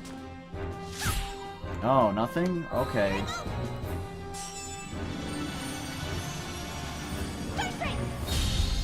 Good God, you are useless. I might as well throw you back in the back row again. Holy shit.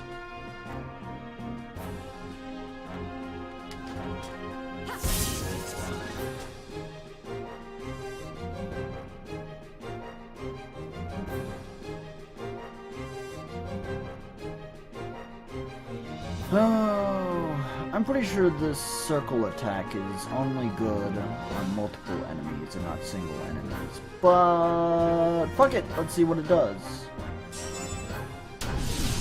Yeah, 46 damage, not so great. let's try Stardust. Nothing. Dream Twirl. Oh my god, you're so useless.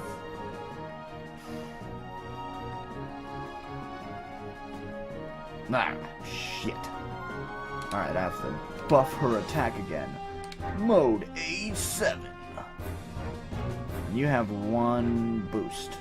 So, let me do that. And then maybe I can use the boost.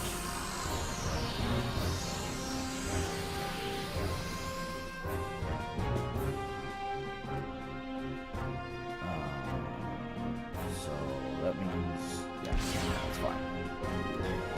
Fuck it! I'm gonna move you back to the back row again. You can't do shit up here. You're so useless. Okay. And then I want you to punch our blade. Charging our blades. Critical. No critical.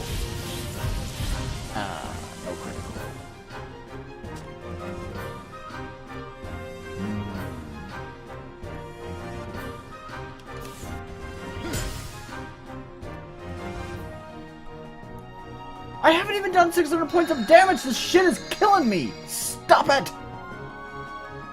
God damn it!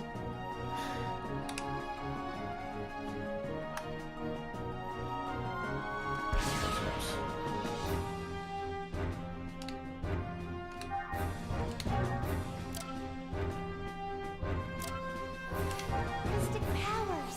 Grant me a miracle.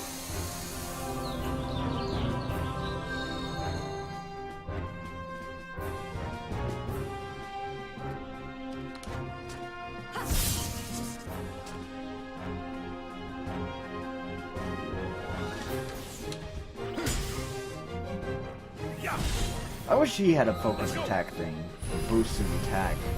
Because right now, he doesn't do shit. What is that? That's like just over 80 points of damage. That's fucking atrocious, man. Cosmos does about close to 200 points of damage. Well, when she has full AP, and also that almost 80 points damage for Ziggy is when she has almost full AP, or when she has full AP. When she doesn't have full AP, she does about 90 points damage, and Ziggy does about 20 points damage. Woo!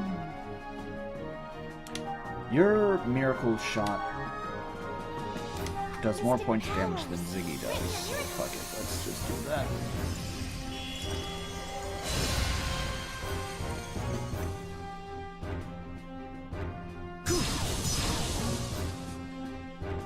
Well, I've been doing it for a long time now, actually. I actually, funnily enough, I got started with YouTube probably around your age. Back then, I used to do really fucking stupid videos just with my friends at school.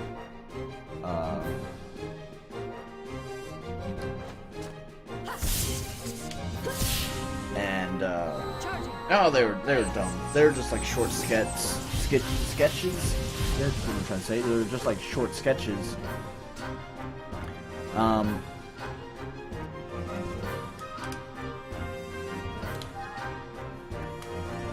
That it's like me and my friends are trying to do the whole Jackass thing, because I don't know if you know what Jackass is, because it kind of went in and out of popularity.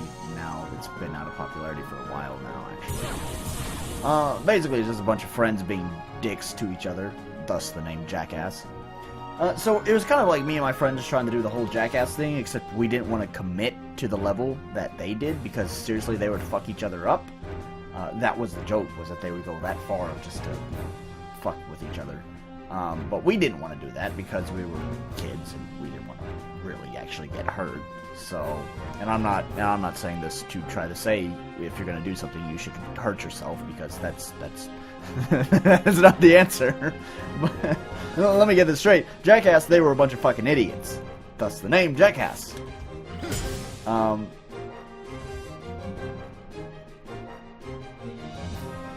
So, I don't know, that's what I got started out with, and eventually I got, like, more serious with it, and I don't know. And then eventually that actually kind of fell out, and I started doing Halo 3 machinimas.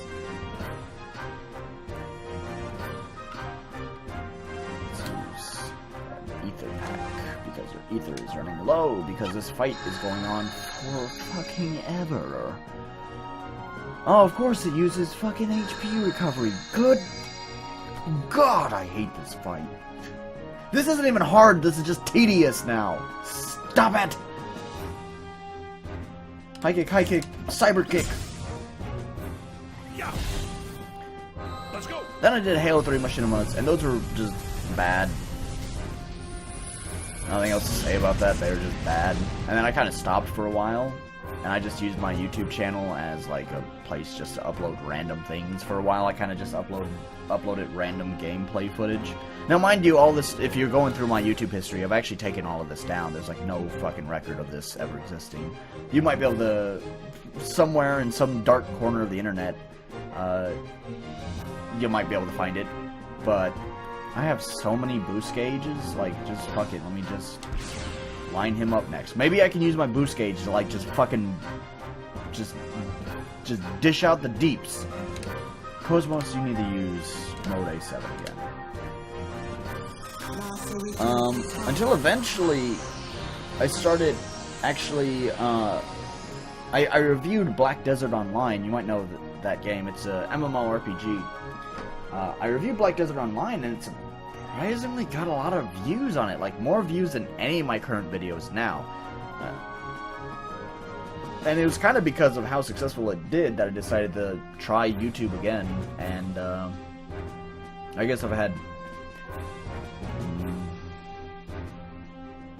I use this term loosely. I have had moderate success.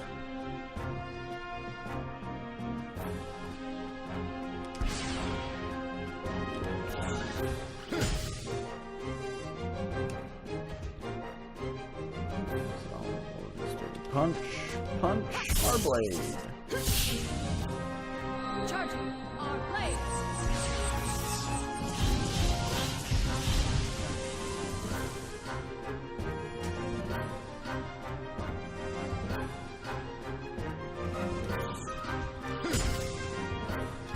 Yeah. Let's go.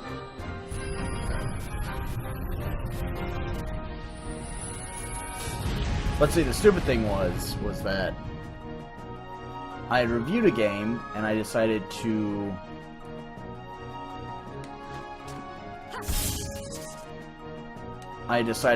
focus my attention on... I have an archive of them, actually, on my hard drive. There's a long time ago I actually streamed them, but I don't even think I have the archive of that stream anymore, so maybe one day... Maybe on one of these streams I will, actually stream... I'll actually stream playing those machinimas.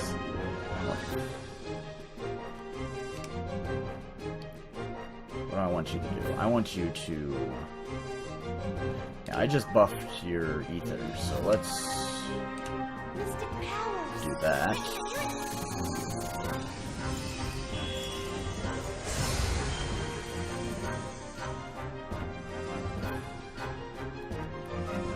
I want Momo to go after this, actually. Cosmos, you get to punch, punch, our blade! The prevailing tactic! Our blades.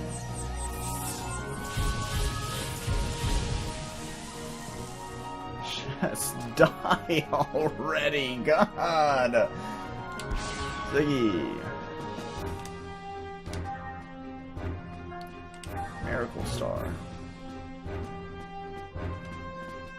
Mystic powers. Written a miracle.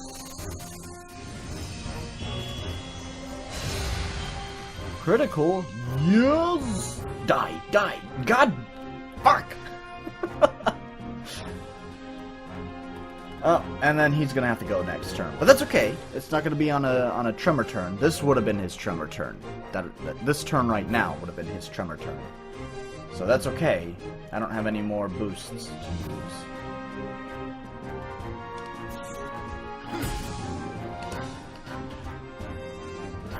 Of course, fucking course, he uses fucking HP recovery, which means like all that fucking DPS I just fucking did just was fucking wasted.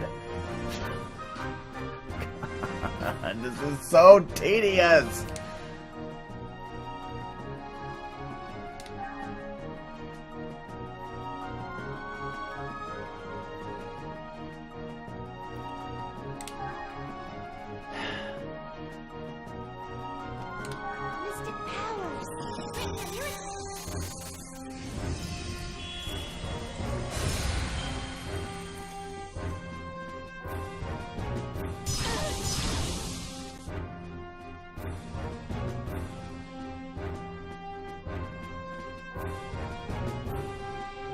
Build up their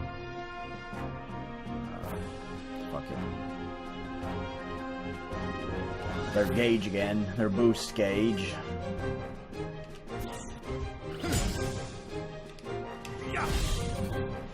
I think I have some items that boost physical attack. Maybe I should use one of those items for this fight. I'll look into that, actually. Especially using it on Cosmos, who already has the buff attack thing. If it can stack with her buff attack skill, then that means she can really dish out some mad damage.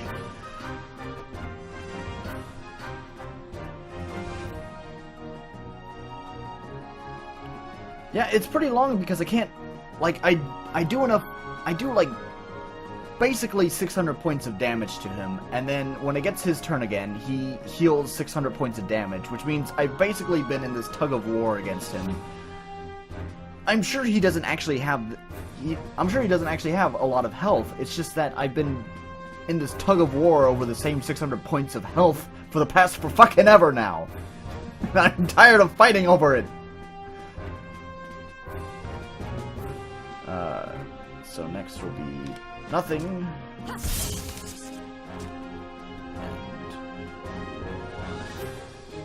do any of them have a boost? Yes, Ziggy has a boost. Next would be critical. So he's gonna do a critical damage to probably Cosmos. So let's Cosmos.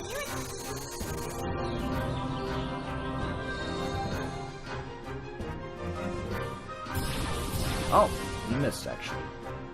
Fantastic. Alright, here's what I was going to do. No, not on your turn. Actually, menu, I want you to use Ether.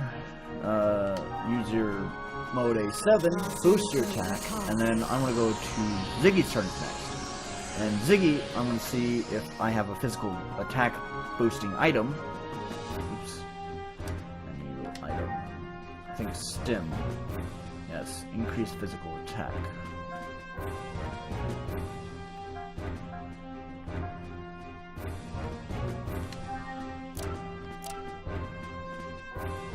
Now I hope that actually stacks.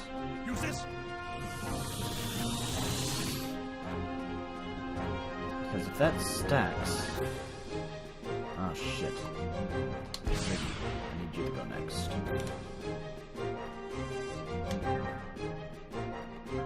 If that stacks, that means she'll be able to do a lot more damage. Well, not a lot more, but more damage than she is doing. Which will hopefully finally win this stupid fucking tug of war that we've been fucking locked in. Oh, fuck me. I used that boost at the wrong time. Okay, Ziggy, here's what I want you to do. I don't want Momo to die, so please heal Momo, because a lot of damage is about to hit this party. Fuck.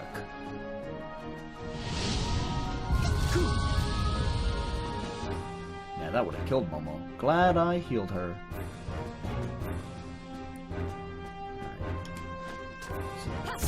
Oh, yeah. Oh, very nice, very nice. 200. That's some good damage. Oh, hey, hell yeah! The enemies have been exterminated. Thank God. So tired of this shit.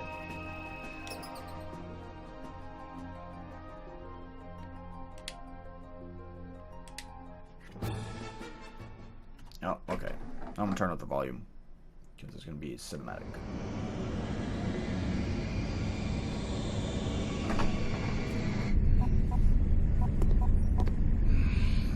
How's it look? We got problems all over. The entire radar system is down. I bet the emitter's completely fried now. The generator output keeps on dropping. I guess we ran the ship into the hyperspace column walls a few times too many, thanks to a certain idiot who flies like a maniac. What? Hey!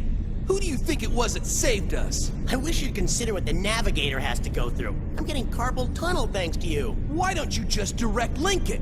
Isn't it obvious? It's way cooler to navigate by hand. Are you stupid or something? Mind your own business. At least I'm more useful than a certain out-of-control lunatic. Oh, okay now. So you think you're the man, huh? You wanna go? What you got? Bring it on. That's enough!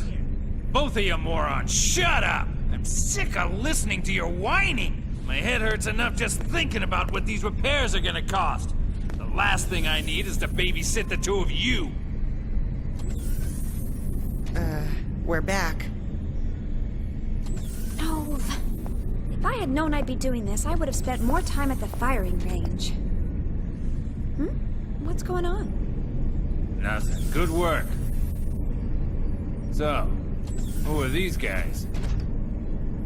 She's Momo, and this is Ziggy. Looks like they're both with the Federation government. This game has a tendency for having cinematics run on You for a two very were long watching the time. ship out there? Thank you very much for rescuing us. But if this is not a Thanks, cinematic that lasts forever, They were then being I will held by the reply UTIC to you organization, but they at the managed end to of it. escape. The UTIC organization. Captain. Never thought I'd have to hear that cursed name again. If it lasts too long, then I will pause it. Because fortunately this game gives you that option. And then I can reply to you. You heard him. It's nothing a stupid navigator needs to worry about.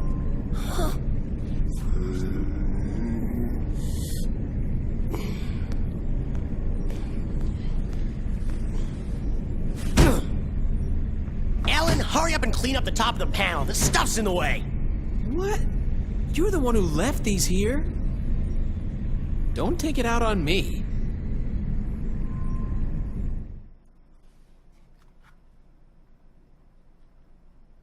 This is for you. Thanks, Cosmos. Okay, well, like I said, sometimes this game just gets maybe a little bit too long. You know, a little long-winded. So let's switch the scene. Yep, back to this. And just push play, and that'll work.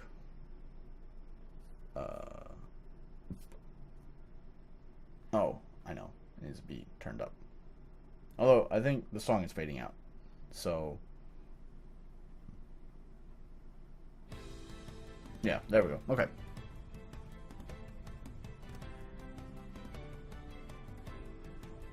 Oh, right. Oops, the window is all fucked up now.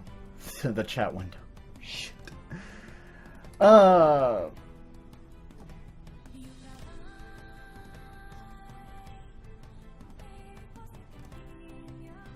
Let me do two pop-out chats here, and have one set for the game, and one set for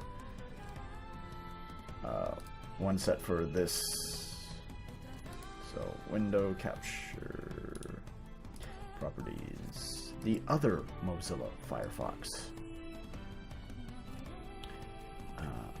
Okay, and now I need to adjust that, because that's not right.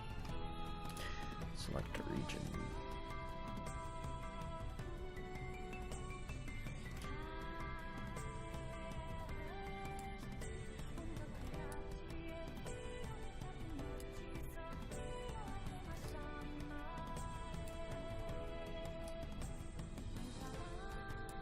There.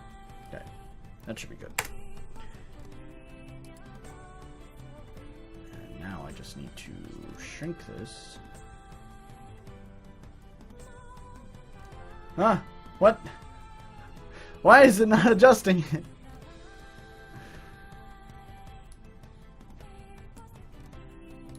Did not save. Did not save it.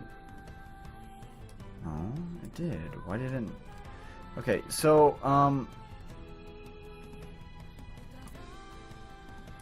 so on the note of being a teacher in Japan,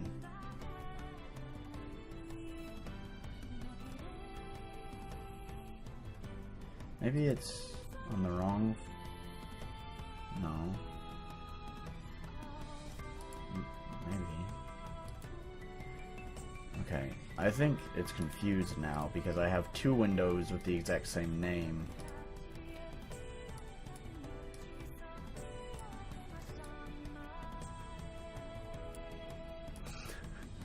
Hang on, I promise I'll reply to you.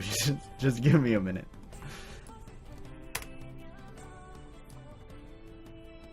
No, that still didn't do it.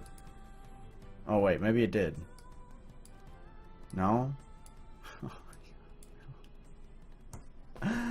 I've ruined my chat box. Ah, man.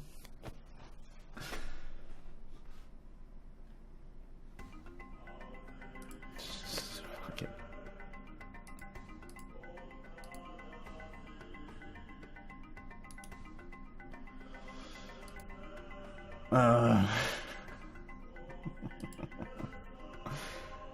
Maybe I can just move this down.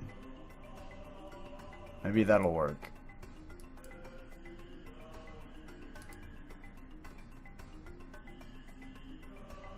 Did that work? Kind of. It still cuts off some of the chat. Whatever. Fuck it. I don't care. Okay, so yeah. So the school that I work in actually is they actually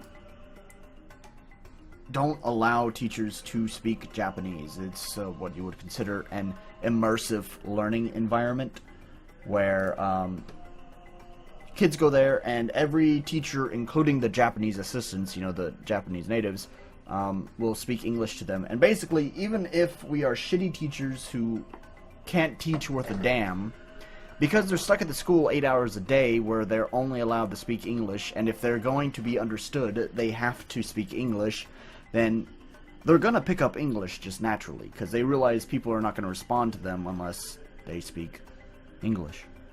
I actually don't know a lot of Japanese, which is good and bad. Most of the teachers there, including even the other foreign teachers, because I'm obviously not the only foreign teacher there at the school, actually know Japanese pretty well. I'm probably one of the only teachers there who doesn't know Japanese at all. The other teacher I was talking about trying to be friends with,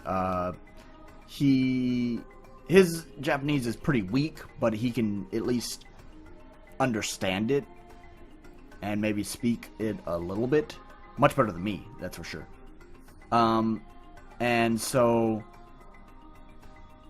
for me, I think the school sometimes sees it as an advantage that I don't actually know Japanese, because it really forces the kids to speak Japanese. Because the truth of the matter is even though they have the rules there in place about not speaking Japanese ever at all, period, you know, sometimes it's just, it can't be helped, you know. Sometimes they'll speak Japanese, maybe a kid will speak Japanese to one of the teachers, and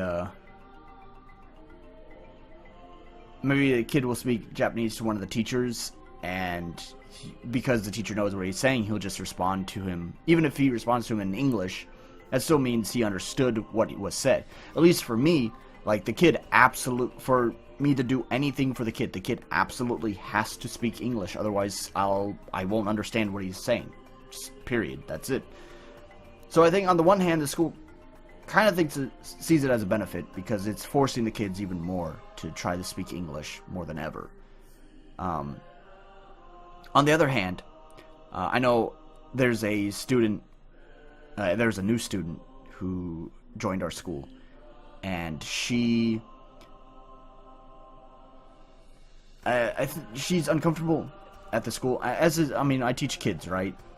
Like young kids, they're kindergarten age, or younger. And so, you know, it's an uncomfortable environment for her. She's new there, and she doesn't know anyone. and she's never been in a immersive school like this, so she's probably, I don't even know if she's ever even been taught English ever at all. So she's in this place that speaks a different language with a bunch of people she doesn't know, and she's really uncomfortable there, and so she gets upset and she starts crying a lot. I mean, it makes sense. For her case, however, this is the time where I wish I knew more Japanese, because the thing is that I think it would be a lot easier for her to, a lot more comfortable for her to have someone who can speak the same language as her. And she pretty much, with all the other teachers, practically will go to them for comforting. Unfortunately, she is my student, actually. The other teachers don't really teach her. She's my student. And so I should be comforting her when she's crying, you know. But every time I try to, she almost acts kind of scared. She just cries more and actually pushes me away. And I don't know the reason why behind this, honestly. I don't know. She's when she's not crying, she's actually completely okay with me. It's not that she's, I don't want to say she's scared of me. She acts like she's scared when she's crying, but when she's not crying, she's okay with me. And so because of this, because it's when she's crying that she almost acts scared, that I think it's because of the language. So it's in this case that I kind of wish that I could speak Japanese so I could talk to her and she might feel more comfortable in my classroom. So, yeah, it's just that. It's not really anything I can do about it.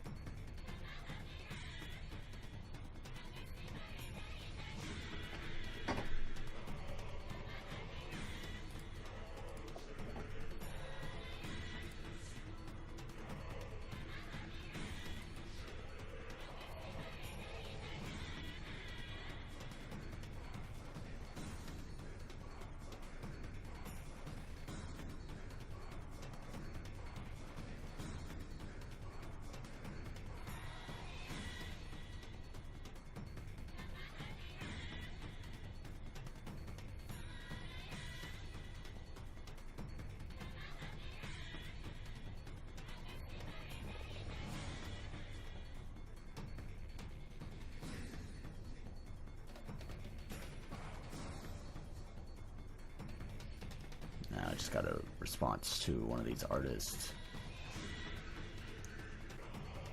Fucking $75 for one angle on the character? No, I'm not. I thought we had agreed $75 for 2 angles.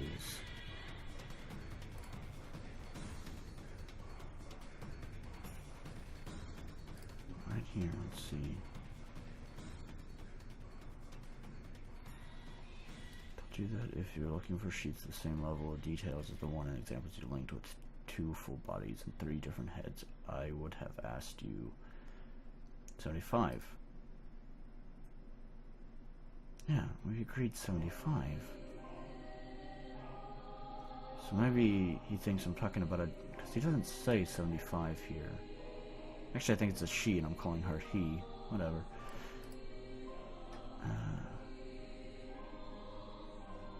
So maybe she thinks I'm still talking about paying her less than 75. I'll have to clear that up with her. Anyways. So, yeah. That pretty much, that's pretty much everything that needs to be said about speaking Japanese during Unleash Them. When I can, to be honest though, I know it's, like I said, 14 already. What do you mean 14 already? Oh, you're responding to his, I don't know.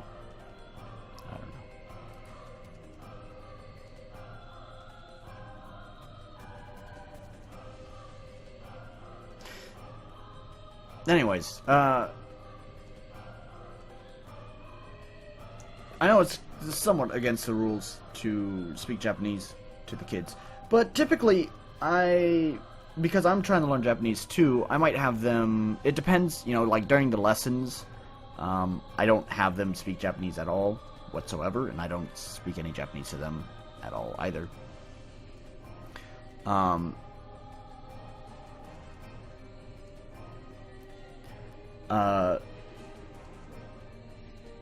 But when we do flashcards, which is usually in the morning, you know, we just flash some cards for them, and during that time, when I flash the cards, I might have them, you know, I'll have them answer in English, and then I might have them tell me what it is in Japanese. I'll try to read it, because on the back of the card it has the, like, if we're talking about, I don't know, cats. We'll just say cat because I know cat in multiple languages. On the back of the card, it'll have, you know, at the very top, it'll be in big letters, neko. And then below that, it'll have it in German. I actually don't know what it is in German. And then it'll have it in French. And then it'll have it in English, cat. And it'll have it in Spanish, gato.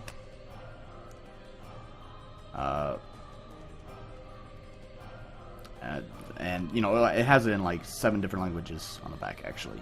Korean, Chinese. I think it's French, English, German, Spanish.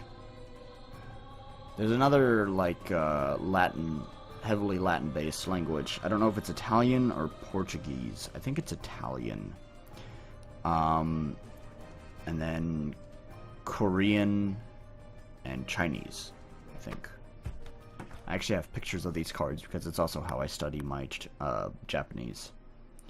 And for the record, by the way, Raider, I can't read kanji at all.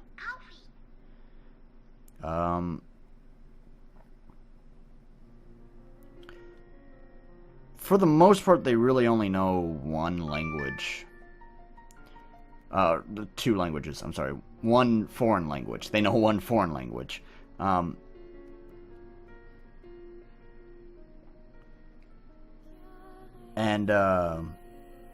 But the school does actually teach. The school does actually teach French as well. And one of the teachers is actually from France, and so he teaches French lessons after school, and actually there's French lessons during school too. Like once a week, there's a French lesson that all the students take. But then for the parents who want to pay even more money after school, that he provides an additional hour of French that some of the kids take. Because these kids don't really have a childhood. All they do is study, study, study. And they're only in kindergarten too, which is sad. Let's see, it has 1, 2, 3, 4, 5, 6, 7. 7 languages, so yeah. So, and then obviously at the top there's Japanese. So it's Japanese, and then English, and then German, and then French, and then Spanish, and then there's the other Latin language, either Italian or... I think it's Italian because Portuguese is very similar to Spanish, and this doesn't look as similar. Not to mention it ends with CI, which is a very Italian thing. Arrivederci.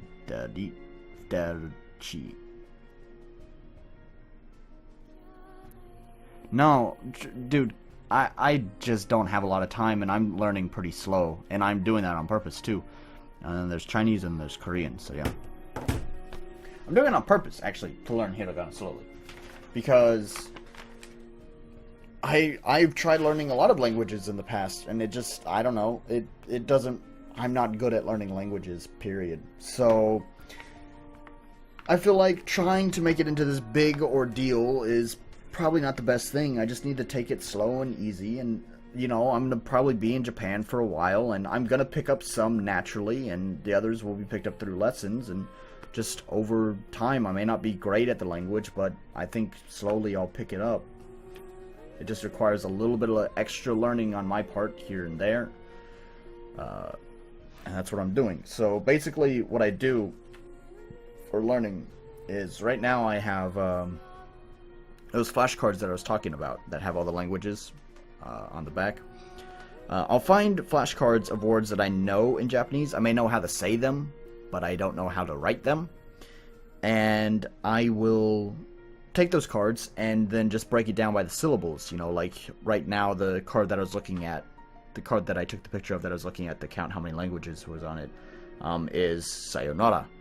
So I know how to say sayonara, but I didn't know what the hiragana was to write sayonara. So I broke it down with the syllables. Sayonara. Right? And then I would, you know, actually write it in hiragana and remember. And then try to remember these characters mean sayonara. But typically, I would go really slow. I'd only go like maybe 1 or 2 characters at a time. So I might do sa and yo one day, and then na and ra the next day. Sometimes I might even only do 1, you know. So out of 46 characters, you can imagine that goes pretty slowly.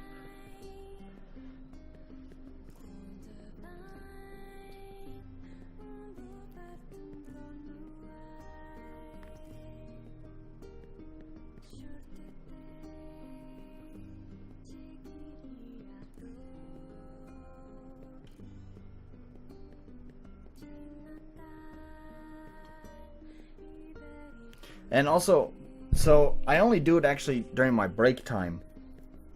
And I only do it on my break time when I'm at one of the school locations for 2 of the days. So here's how it works. I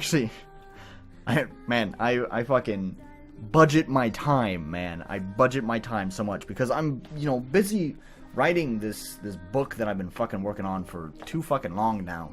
And I'm getting close to finishing it. I am, but that's beside the point. I'm still working on it. I'm still writing it. And so what I do is, out of the 5 days that I work, I spend... My first day at work is at the Shinsaibashi school, which is the main location that I was hired by.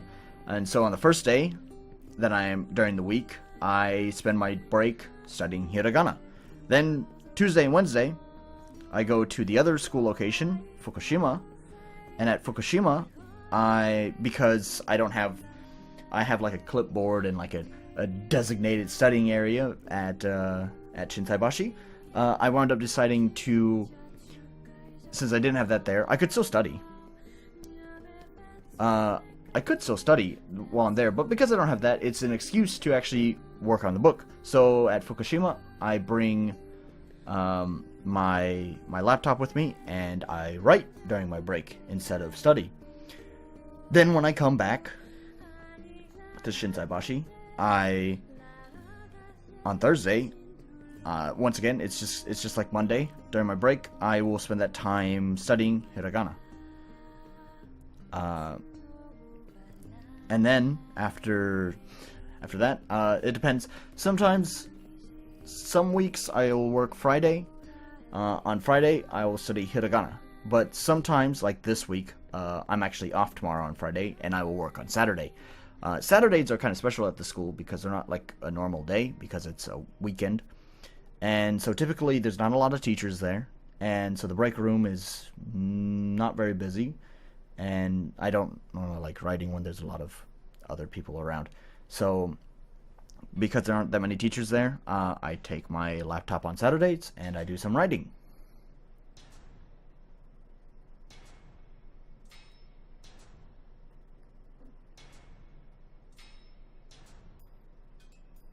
So that's how I've budgeted the time. So basically, I get roughly 2 to 3 hours of hiragana study a week, where I only focus on,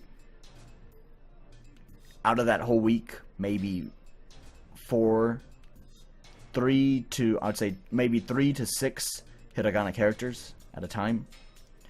Although once in a while, like I did today, I actually review characters. I reviewed characters rather than actually learn any new ones. And it's a good thing that I did do that, because I'd clearly forgotten some, because I'm just terrible at learning.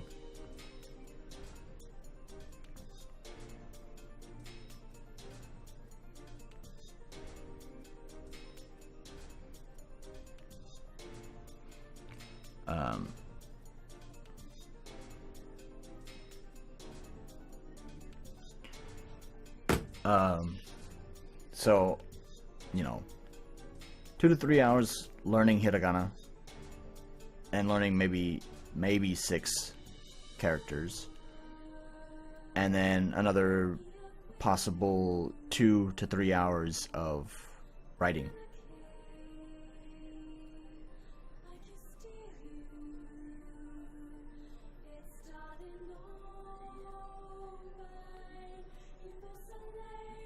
So do you know, well, you obviously know English. You obviously know English. So does that also mean you know Filipino and Bisaya? So I'm gonna step in before Uncle does. Actually, because of the chat delay, it's not gonna seem like before Uncle, and actually because of all this preamble I'm doing, it might still not be before Uncle. So if I understand correctly, because I actually have a teacher, there's another teacher, foreign teacher at the school who's also from the Philippines, and if I understand correctly, there's a lot of what's the word? What's the word? I forgot the word. Okay, dialect was not the word I was looking for, but I guess kind of like a dialect. There's a lot of indigenous, like indigenous languages in the Philippines. I think there's like 3 or 4 main different indigenous dialects. I may be wrong. Uncle, you probably know more about that since you live in the Philippines, but I wanted to try to show off my smarts.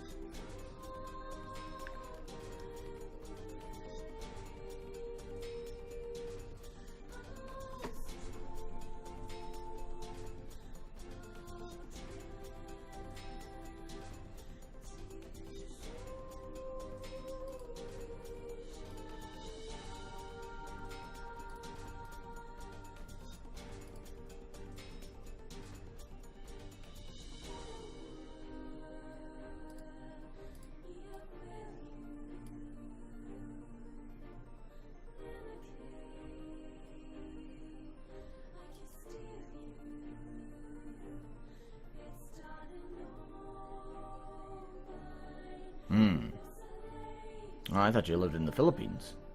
If you live in America, then you're up fucking late. Or early, depending on how you want to look at it.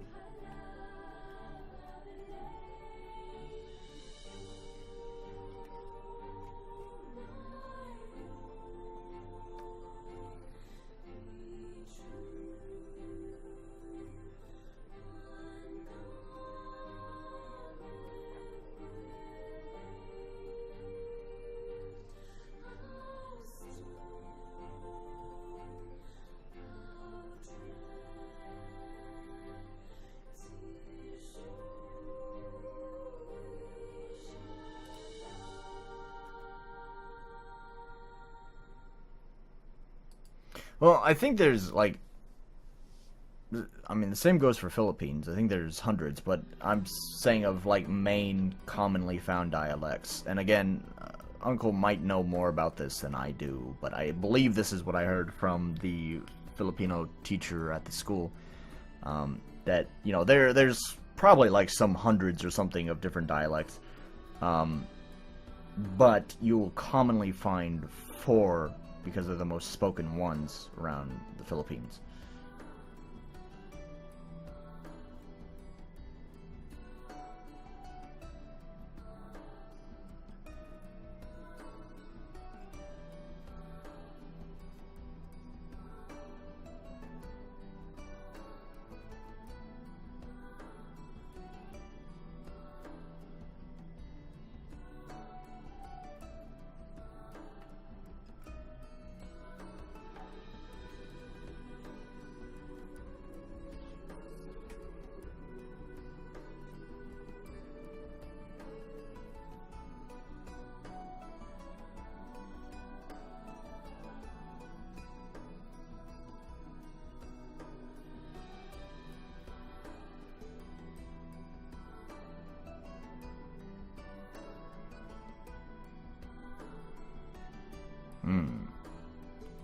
I see.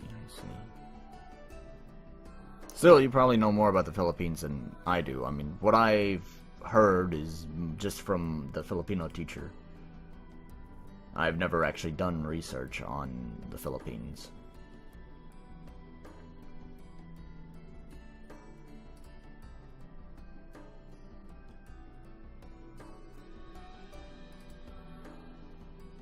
I just like to show off how smart I am.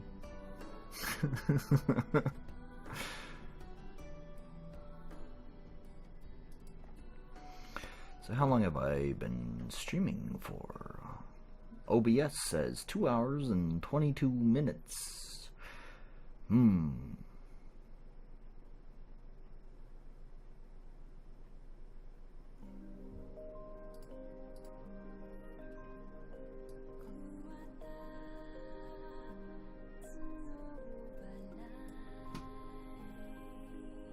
Good morning, Adam. Nice to have you join.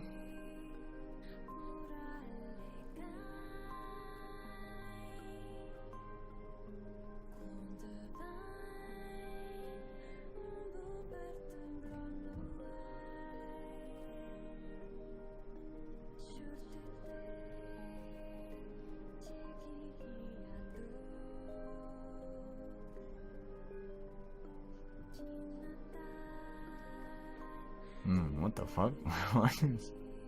Why is X-Blades... Oh, I got an update?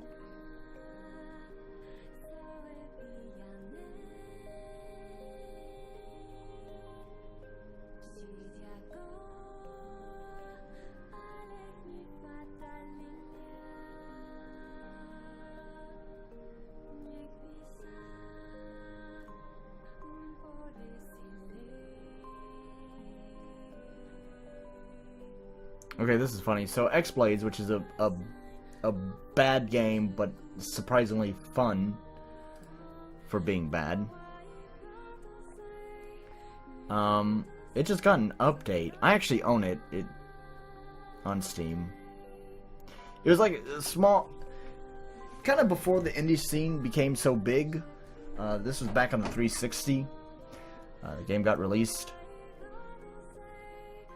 And it's pretty obvious that it was developed by a small team, an indie team, but because this was before self-publishing games was made so popular and more ubiquitous, they had to go through a publisher. So I don't know, that dichotomy itself is just kind of funny to me. That's kind of what makes it so bad, is that there's obviously a budget put to this game, but it was still clearly developed by an indie amateur team. And it just got an update for some reason. All it is a digital deluxe version that they've released that includes a strategy guide, which I don't know why. The game is pretty straightforward and pretty simple. Basically, you go through arenas fighting enemies. That's what it is. It's kind of has it tries to be like Devil May Cry, but its combat is not tight enough, nor is it deep enough to be Devil May Cry, but it's, I guess, stylish. But it's not, the level design itself is not really like Devil May Cry either.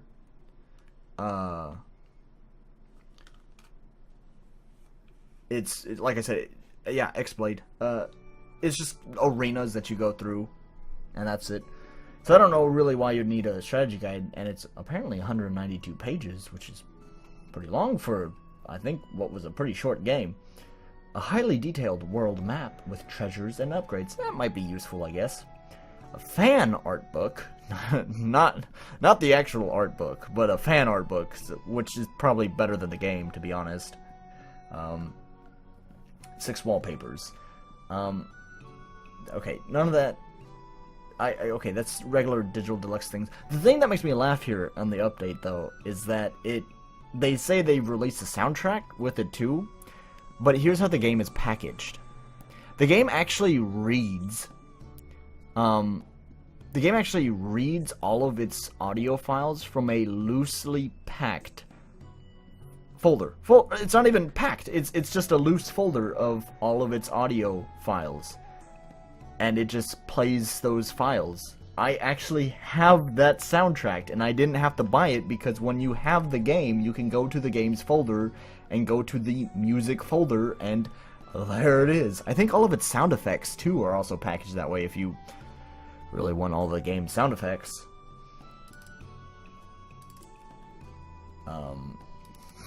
X-Blades is right here, ambient01.og, ambient02.og. So probably the only thing that I'm not getting out of buying the actual soundtrack is the names, because I'm sure these actually have real names other than just AMB01, AMB02, and so on. They might have given them real titles, but this is just how the game locates the files, is by these names. So yeah. The only reason why I wanted the soundtrack is because it has a really cheesy, but I adore it. I love its menu theme. So actually, let me just open it up. X-Blade.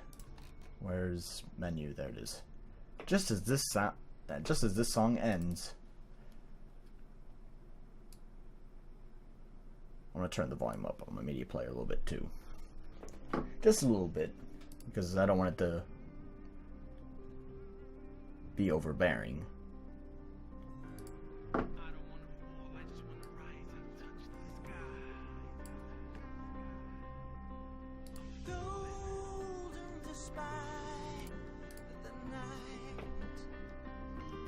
It has such an early 2000s like alt rock feel to it. Like this should be in the lineup with Linkin Park.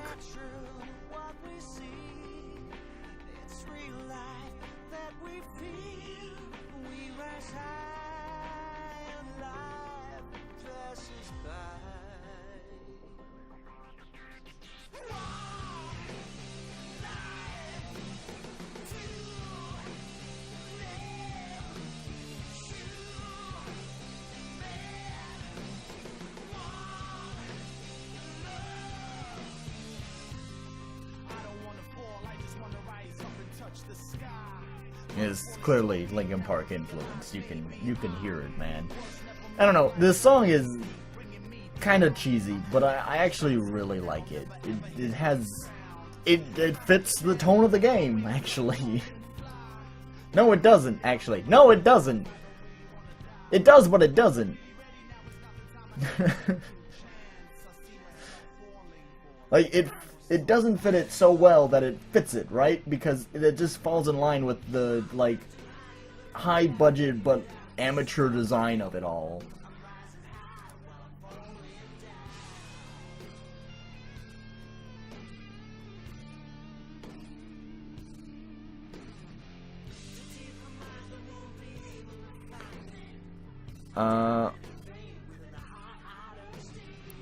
Burnout 3. Which one was Burnout 3? I started with, I don't even remember the subtitle. Maybe it was Burnout 3. Yeah, Takedown. Yep, Burnout 3 was the first one that I played.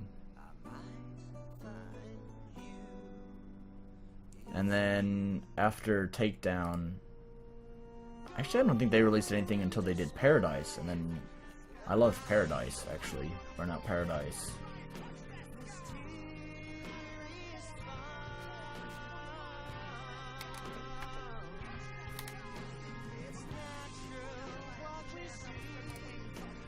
Burnout series. Oh no, they did Burnout Revenge. And actually I think I did get Burnout Revenge too. So I had Burnout 3, Burnout Revenge, and then Burnout Paradise.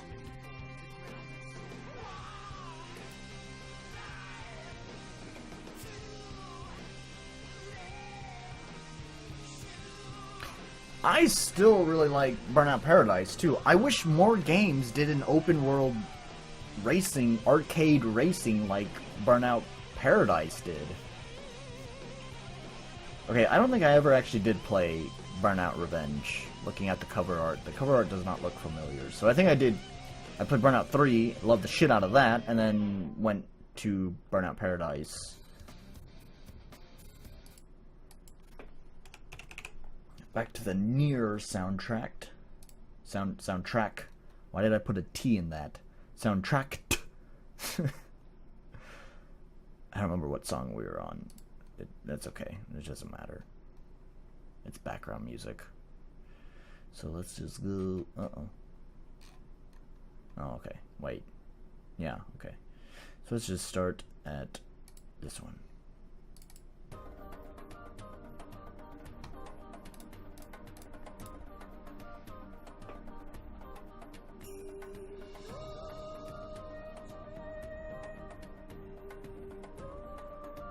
If you can find Burnout Paradise for cheap or free, you should definitely pick it up.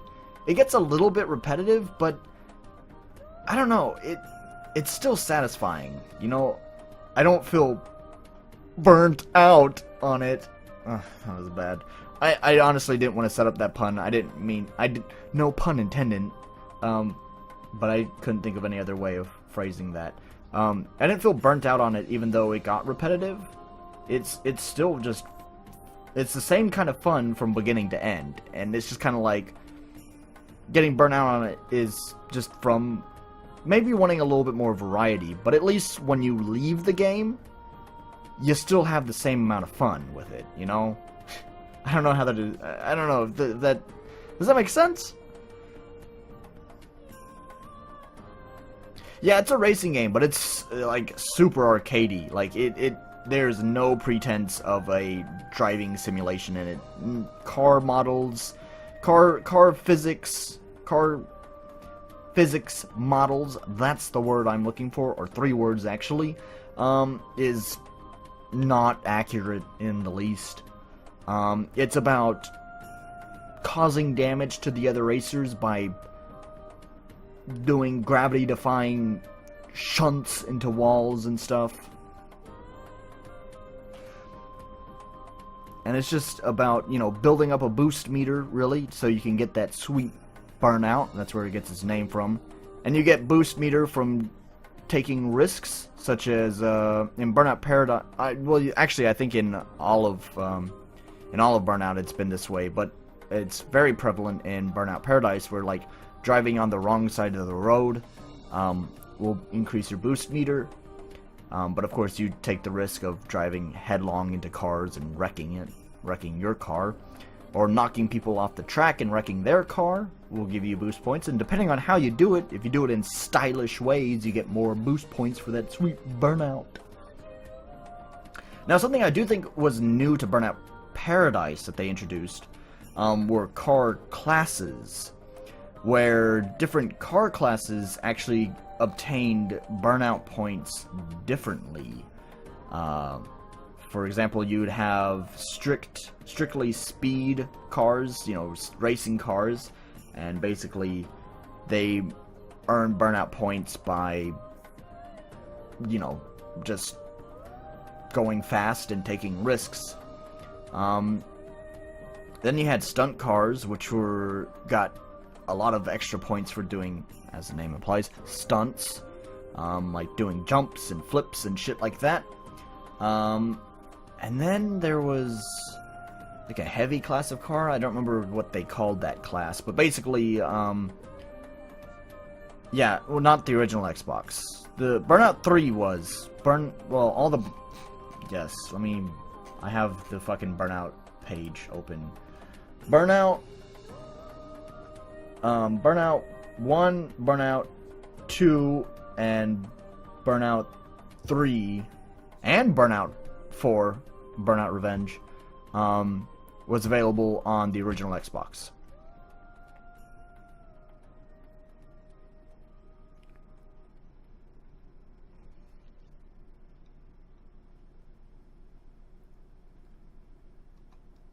Anyways, what I was describing was, as far as the car classes go, the last class that was like a heavy class basically got more points for bashing cars off the road. All in all, I think I found that the stunt car was the most viable to play, because it still got Burnout points for the normal things that racing cars did, and it still got Burnout points for smashing cars off the road, but in addition, it got a lot of extra Burnout points for doing stunts, which was pretty easy to do because a lot of the roads were set up for stunts and stuff. So Raider, the one thing about Burnout Paradise that is so fucking cool is that, you know, there have been open world racing games like Burnout Paradise, but typically when you enter the race, it suddenly becomes like a closed off route. The cool thing about Burnout Paradise is that when you enter the race, the whole city is your racetrack, right? And you do have a GPS. It'll guide you. It'll guide you on a set route to your destination. But here's the really cool part. Because it's open world, you don't have to do a race. You can sit there. There's a lot of side stuff to do. And all this side stuff actually leads to you learning the layout of the city. And you can learn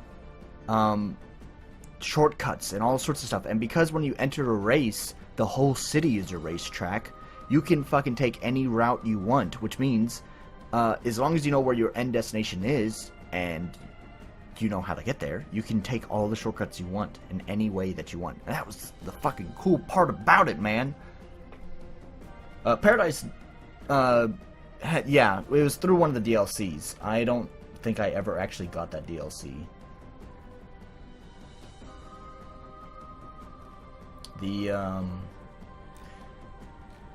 I had Paradise for my 360 a long ass time ago.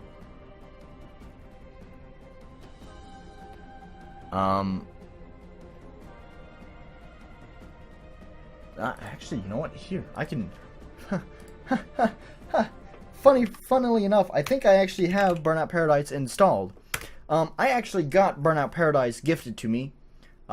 Just by some random internet stranger. I had been making a post asking if there was any open world racing games like Burnout Paradise, and they're like, well, sadly, no, Burnout Paradise seems to be the only one who's ever done it. Oh, by the way, this shit's gonna get fucking hit with a copyright flag, but that's okay, because it opens up with, take me down to the Paradise City where the grass is green and the girls are pretty. So I know you can't see anything right now, so just sit tight. Sit tight while I switch OBS over to capturing the game. Also, the game is going to be loud as shit, so bear with me while after I switch OBS to capturing the game. I'm warning you now, the game is going to be loud. You're going to have to wait until I turn down the volume on the game. So let's switch this from capturing that to capturing Burnout Paradise. Okay. Actually, no, let's not do that. Let's leave that there and do game capture. And do, I'll call it 16 by 9. Okay. Burnout Paradise. I don't want to capture. They do. They do. I'll turn off that game capture. There we go. So, I can show you this game. Right, it's loud. Oh no! Oh no! Oh no! I need to close.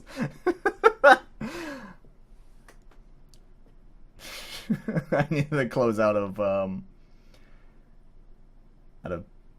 my PS2 emulator. I don't know where my last save was. I'm just gonna go ahead and put a save there. Save.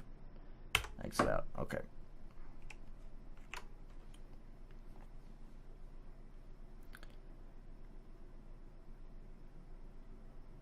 Wait, Burnout Paradise is on Steam? That would be great. I unfortunately have it through Origin because someone gifted me the code for it through Origin.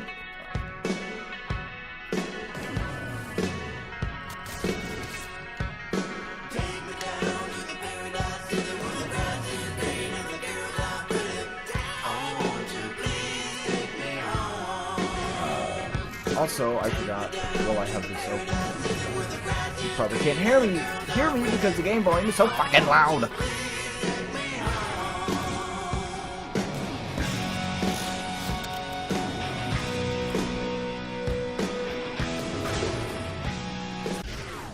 Okay. Let's adjust some volumes here.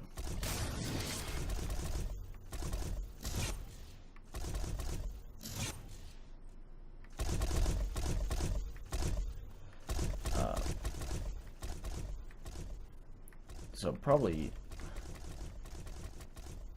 I don't care. We'll turn volume on. Even though it's gonna get copyright flagged. Now, the other problem that I was just trying to say is that because the game goes full screen, I actually can't see the chat, so you'll also have to wait a minute for me to get...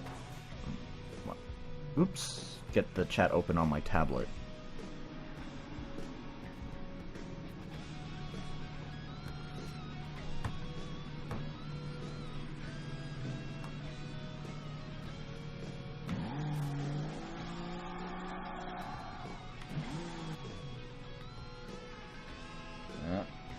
I need to refresh the page too.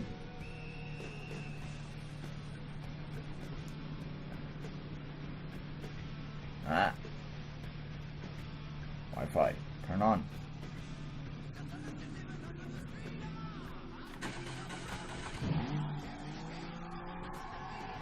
Okay. Try this again.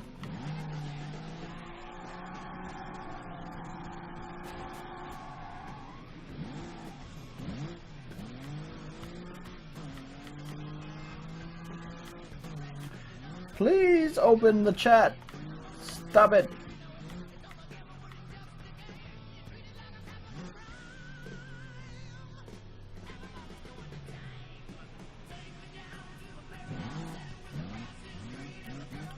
What do you mean this video is unavailable?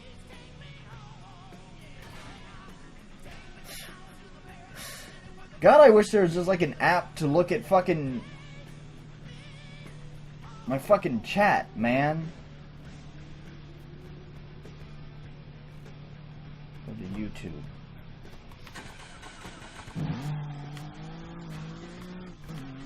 This is so fucking convenient.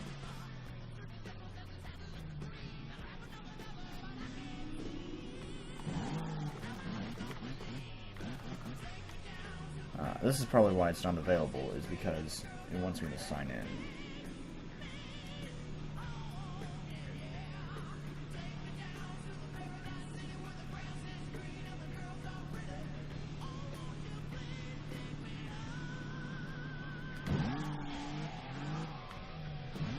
You're driving me nuts. Are you fucking kidding me?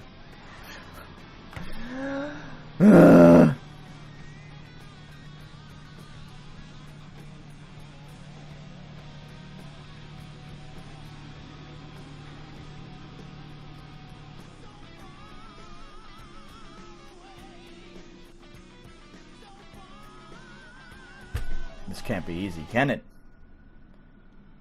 Oh. Oh, it's doing this because...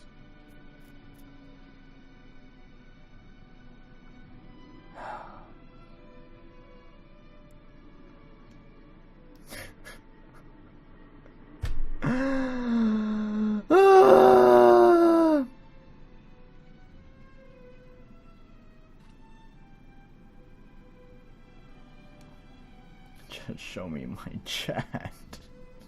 Why do you have to do this?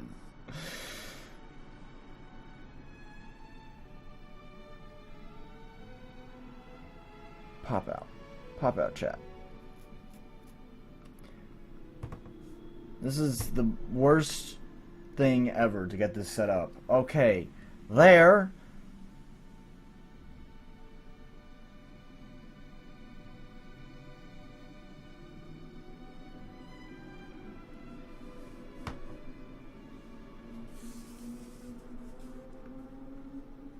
Okay. Okay, now I have chat open. Hee hee. Sorry about that. Yeah, anyways. So. Oops, that's the e-brake. How do you... It's been a while since I've played. Oh. Okay, so...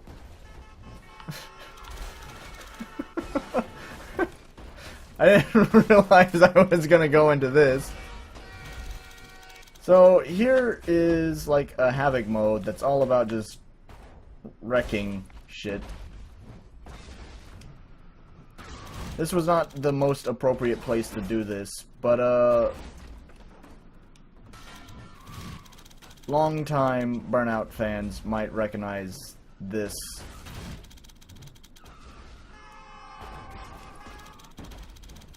They usually have a game mode specifically set aside for this, but since this is an open world, I think you can just trigger it at any point in time. I totally missed that bus. Let me just go ahead and just expend all of my burnout.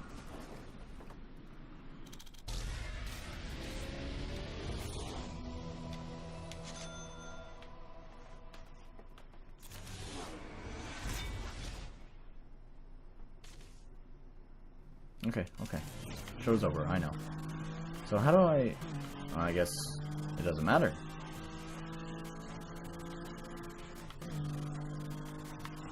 Whoop. As far as the soundtrack goes in this game, it's alright. There's some not so great songs, and there are some tolerable songs. It also has a wide collection of soundtrack music, as well as classical music. I'm not the best at this game. Is it just... Oh, it's just A. That would make sense.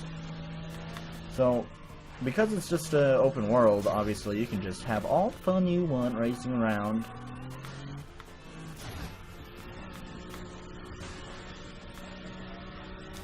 Ah! Fuck.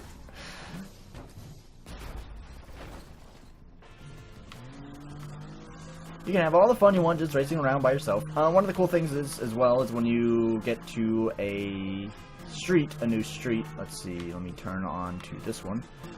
It will start a timer. Oh. Well, you have these signs too, by the way, that you can smash. These are, again, things that help you learn the layout of the city. Like, there are, like, Ubisoft kind of style collectibles, I guess you would say. Just nonsense, but it actually... It doesn't slow down the game, because you see you just smash through it, right?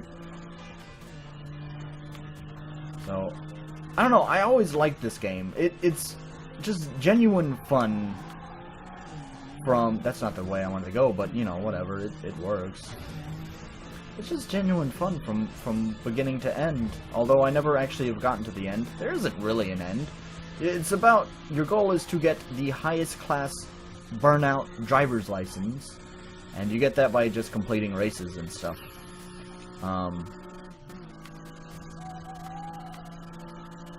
So... Yeah. You also have these stunt jumps.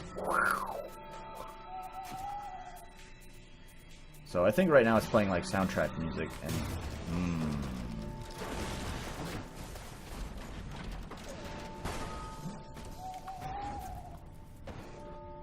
I'm pretty sure it's playing soundtrack music. Let's see. Yes.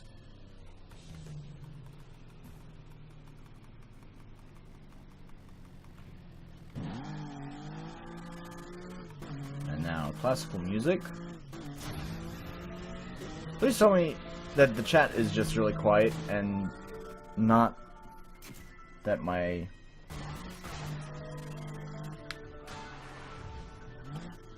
And not that you guys... Or that my chat has frozen and I have just seemingly have ignored you guys.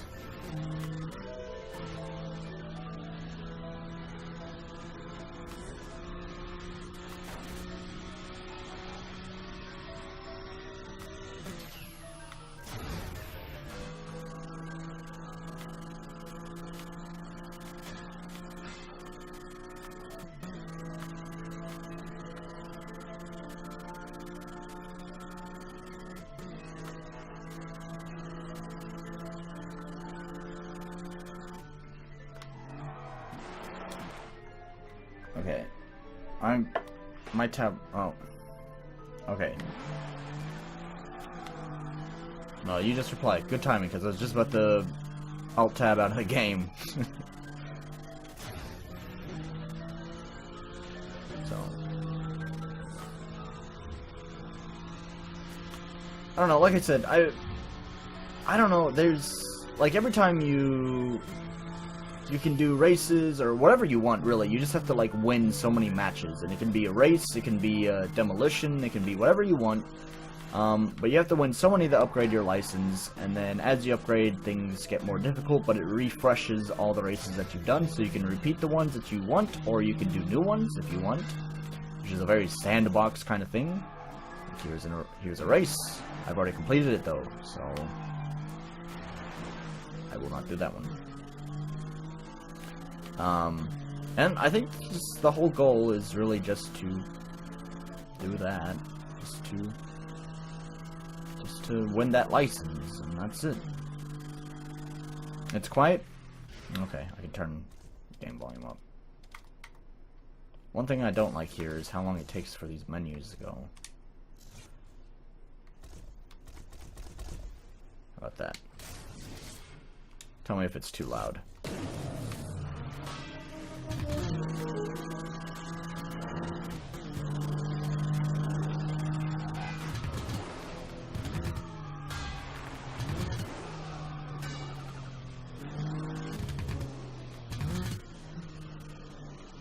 Gotta get past all the classical music. Not that I necessarily have a problem with some of this. Some of this is actually pretty good classical music, but it's just not good racing music. There we go.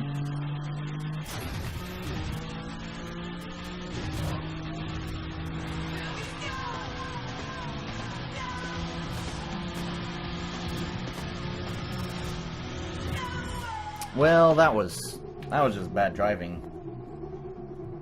Yeah, I'm playing this on PC. This is the Origins version. Oh, I should drive away. Look at that. This is the Origins version. I think I was trying to say earlier, but I never actually finished my thought. Oh, I'm not gonna make this jump. Watch me. Bah!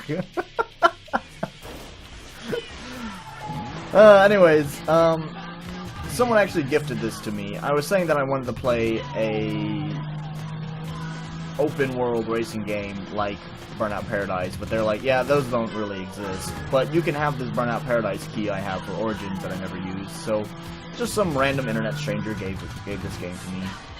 I used to own it on the 360 though, so I knew what I was getting into. Have I completed this race? Nope. Race southeast to the naval yard. Put the drum and bass on. I don't know if there's any drum and bass. Well, it might be in the Criterion soundtrack, but I don't think any of the licensed music is drum and bass.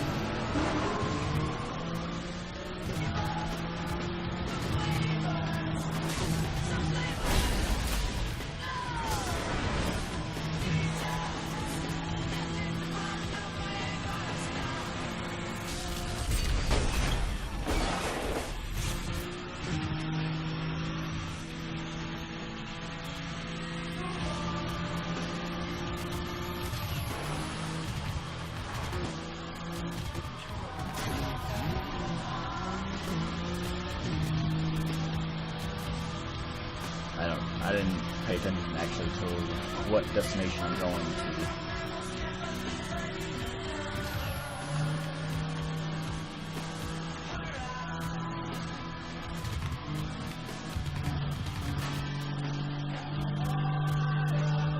So, one thing is about this game that actually probably, again, continues to benefit from the sandbox nature of it. Like, this is just a toy box for you to race your Hot Wheels around in.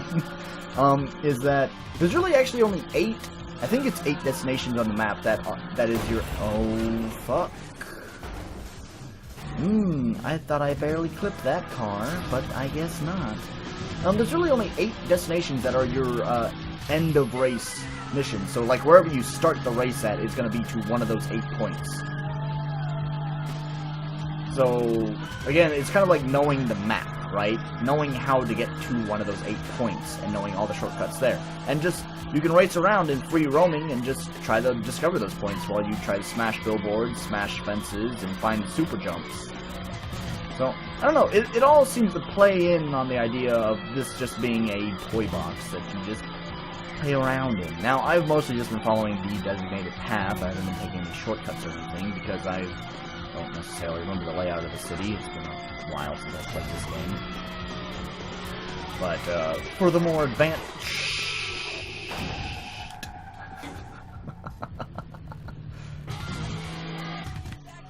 Which, oh, I need to... This way. Yeah, it has day and night in it, too. And I think it has a weather system as well.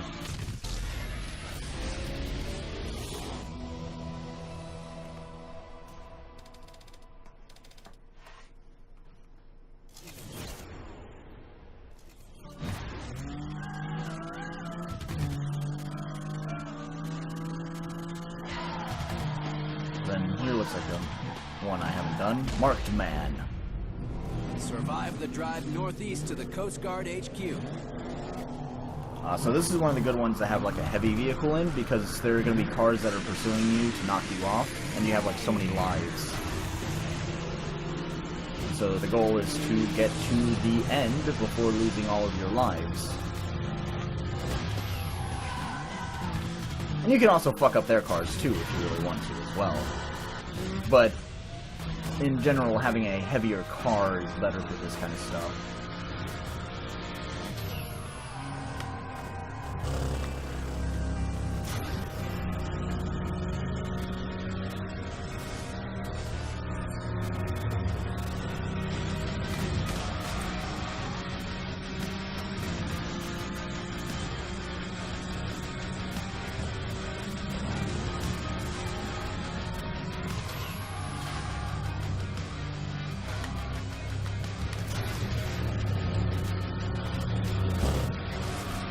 So sometimes they get pretty aggressive. This race actually seems pretty easy.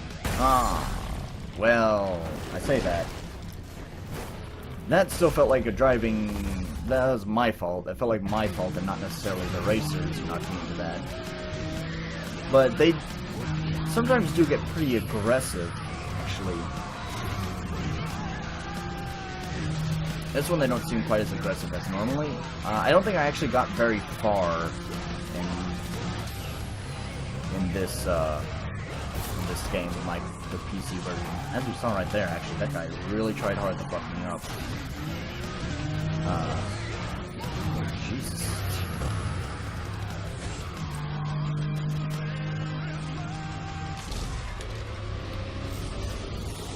So obviously, the higher your driver's license goes, the more difficult the races get, the more advanced the AI gets. The Krieger 616 Sport is now on the streets of Paradise City. If you see it, shut it down to add it to Here's your another car aspect of the game that I thought was interesting. Again, playing into the idea of this just being a toy box is, you don't buy cars or anything like that, you beat them up. You find them driving around on the streets, and to acquire them, you smash into them. And your goal is to chase them down and knock them off the road. And if you can do it, then you get him. And that looks like that's him right up there. And I don't think that was him, though. So I just went fucking ape on some person's car. Let's look around for him, see if he's driving around anywhere.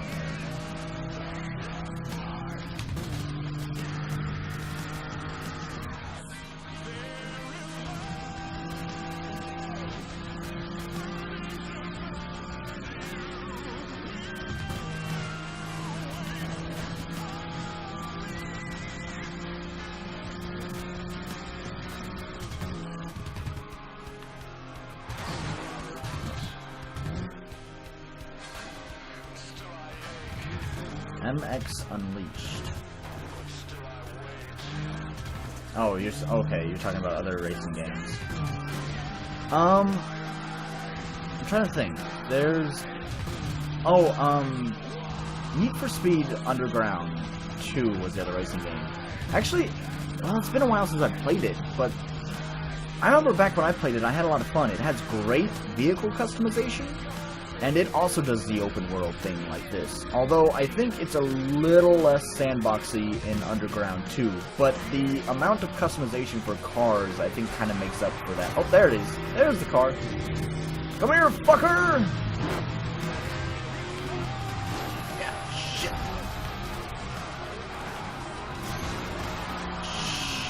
I lost him. Spin out.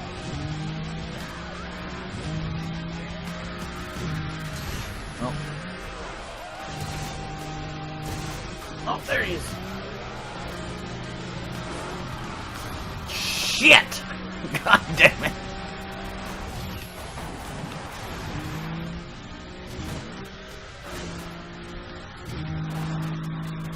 I definitely lost him now. So it's just it.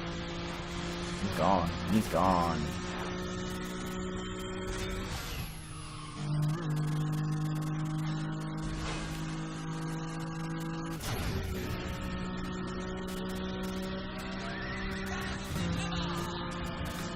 Stand and deliver! Sugar Ray did a cover of this song. The guys who did Fly. And, what was the other one? There's another one that sounded just like Fly that they did.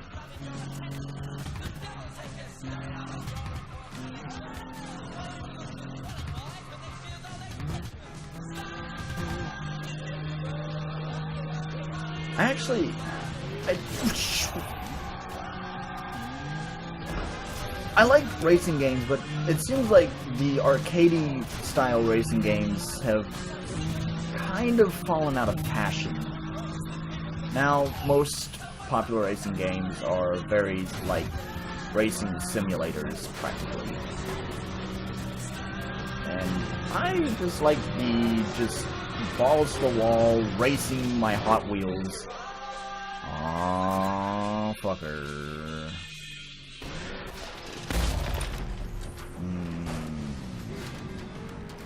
That would have been hilarious if I fucking smashed him when I wrecked.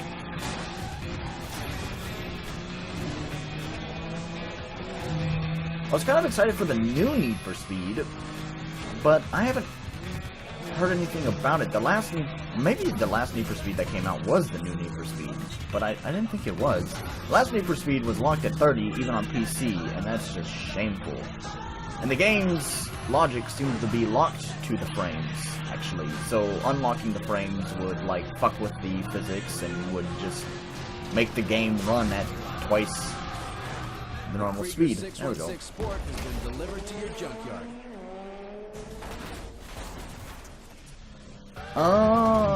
Mr. Willix.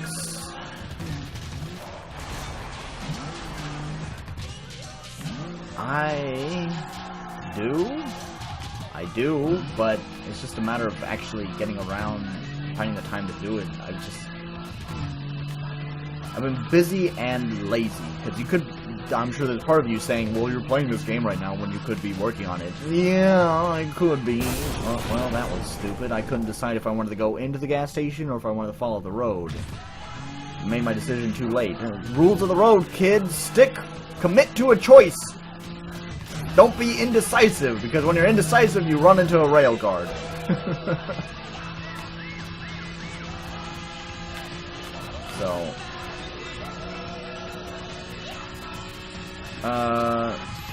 So, you know, you could be saying, you know, why don't you fucking go do some work on it instead of sit here streaming and playing a game? It's that I kind of just don't have the motivation to do it. I finally made up a choice since last time I streamed, actually. I was saying I don't even know what I want to do. Now I do have an idea of what I want to do, and I got started on it. But the energy kind of petered out.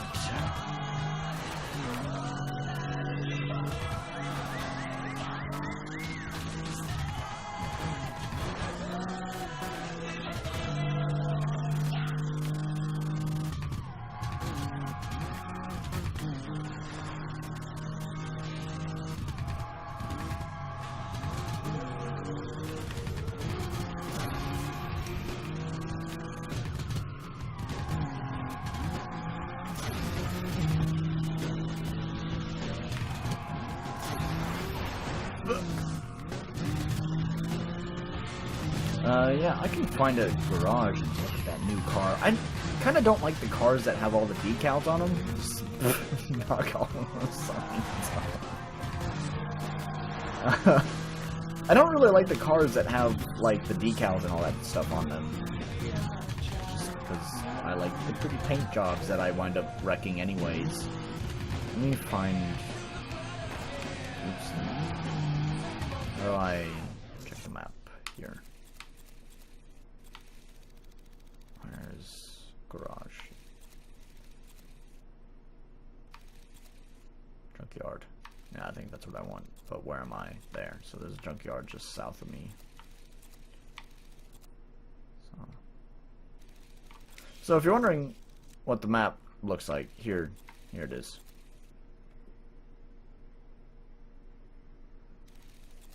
It's not too big. I think it's a good size, honestly. And there's actually a DLC that unlocks a new area over here.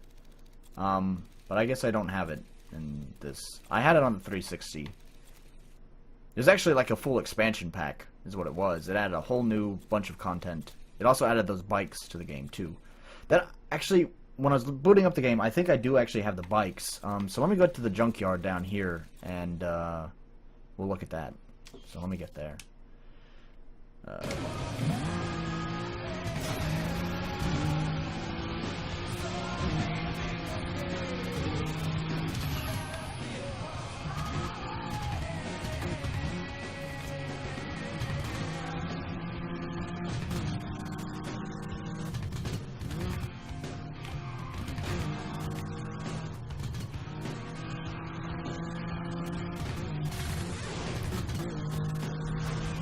Car fixed.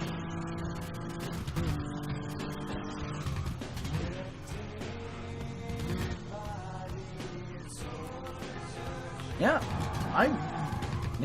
I think it was somewhat overlooked. Yeah, this car doesn't handle very well off-road. Smash.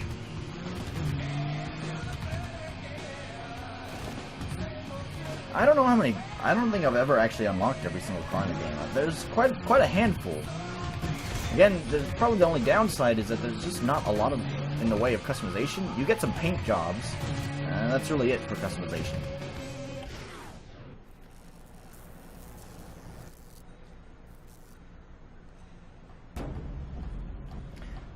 I've never tried keyboard controls. I've always preferred playing racing games with a controller. Krieger's 616 Sport. I think you have to fix the car first before you can do anything. Yeah, bikes. Let's look at some bikes. I got a Nakamura and I got a Firehawk V4.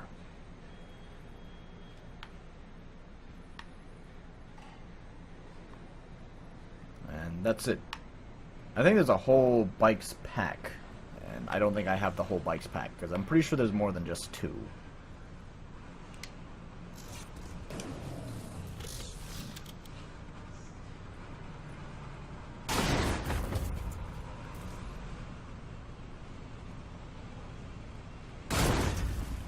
So you can see I've unlocked a handful of them.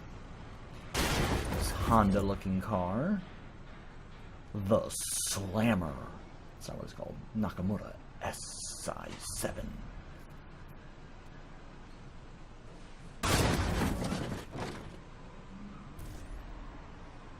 Obviously, the car never fixed up. This one's probably never fixed up either. Yeah. It's one of those heavy cars I was talking about. What is it called? Aggression. Class name. Aggression class.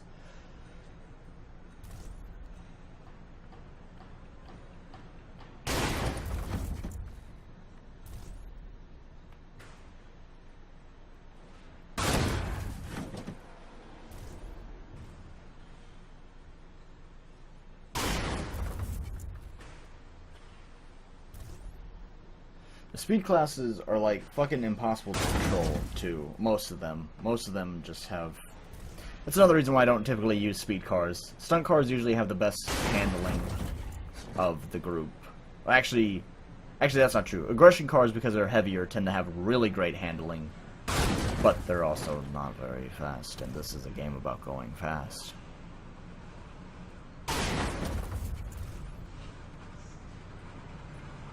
This is what I'm using right now.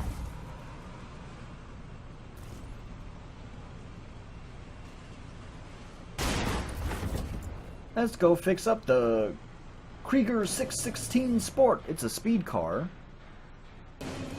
So, I can't paint it until after I get it fixed up. So, we'll go back.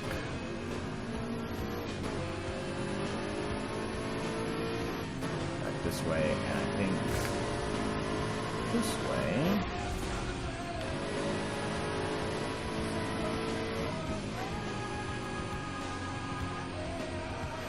Yeah, loading does kind of suck.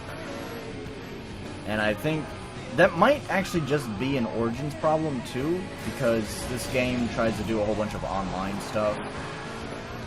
I don't know if it's still going to be there in the Steam version.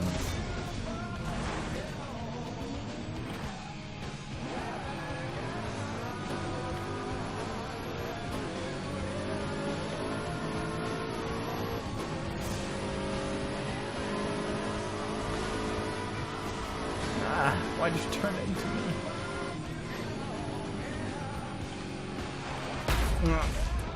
Shit.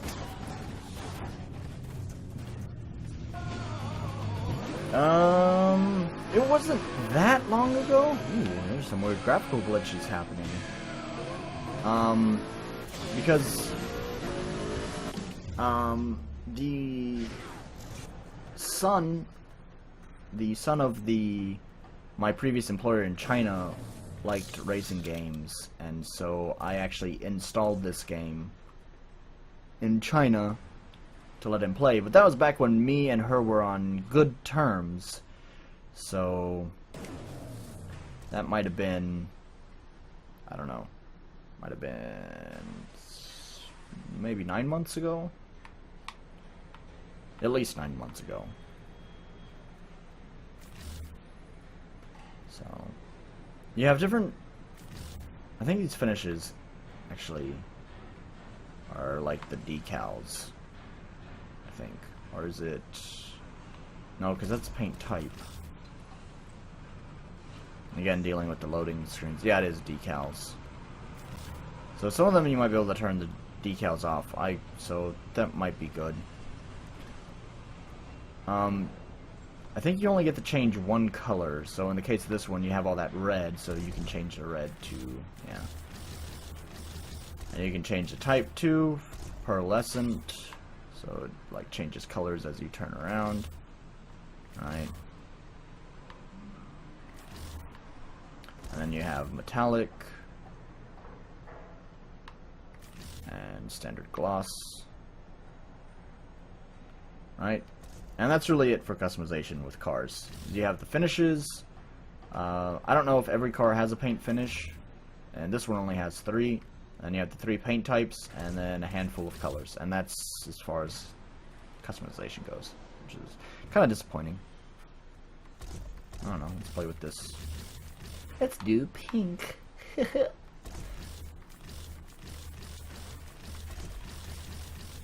Oh, there's not a pink. There's not a pink for metallic. They're pink pearlescents. Yeah, but it's also with green too, and that looks kind of yucky.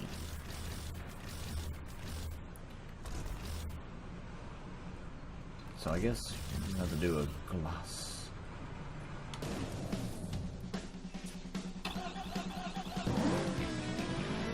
So I don't really like the speed cars, although I think they're better than aggressive cars, simply because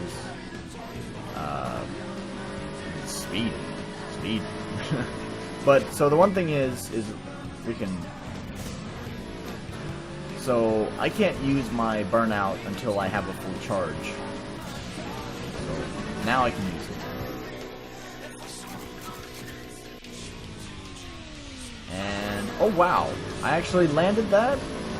Clean landing.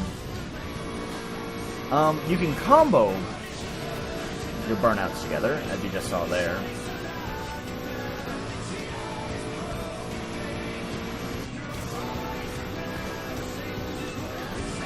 Which is great for speed, but, you know, if you fuck up your combo, then you have to rebuild your Burnout gauge again. The nice thing with stunt cars is you can use your Burnout at any time, which is again another reason why I like the stunt cars over speed cars.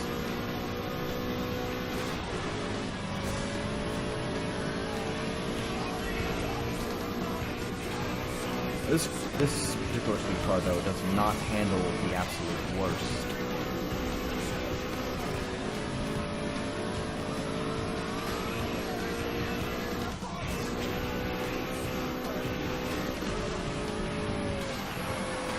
Oh, see, I just broke my chain. So...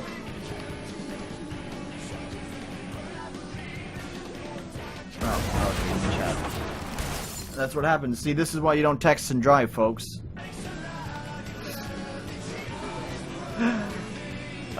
So...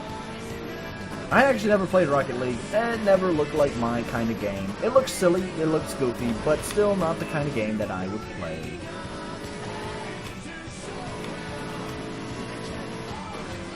Also, I always seem to get funneled into these outer rim roads. The roads, like, on the outside of the map. Except for the perimeter of the map. I think it's because they tend to have the longest stretches with the least amount of traffic. And because pretty much all roads lead to these perimeter roads, that it just seems inevitable that you will wind up on the perimeter roads at some point. There's also a highway, actually. I should find that. That's actually a pretty fun place to do some driving. Because this is the big-ass loop. I think it was in this game, right? I don't know why I'm asking you what, right? Pretty sure it's in this game.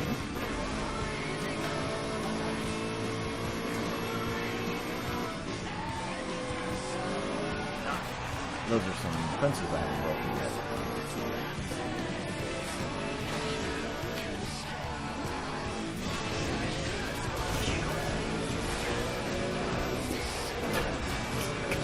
Droop off the cliffside dead. So what I was saying earlier about what I thought was going to be the new Need for Speed, it looked like it had like really great customization. At least in the E3 demo that they showed off, it had like character customization for your driver because it had a ridiculously fucking stupid story that is fucking stupid. Actually, that's just the short of it. So it had character customization along with car customization from not just aesthetics, but also like engine customization too, like you would see in a lot of these racing simulators. But if it had the Need for Speed tag on it, I assumed I would hope, would still have the arcadey kind of driving feel to it. And that would be pretty cool. I still have my Texas driver's license from when I left America, but I obviously never got a Chinese driver's license.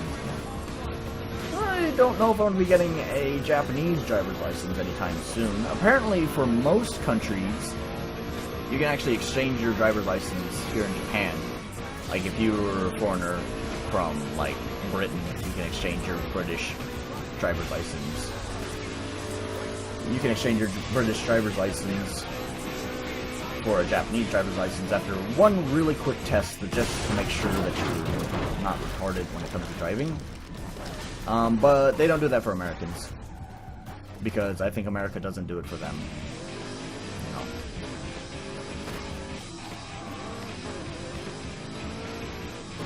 This is actually not the worst speed card I've used in this game. This is manageable. There's a sign I haven't broken. Let's see if I can break that sign. See, I used to live in Texas, right? And in Texas, there's not really a lot in the way of public transportation. You have to have a car, period.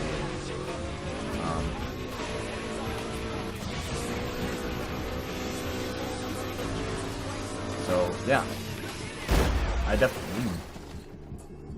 definitely had my driver's license because otherwise I really couldn't get around. Although eventually my car got repoed, well, kind of repoed, sort of. And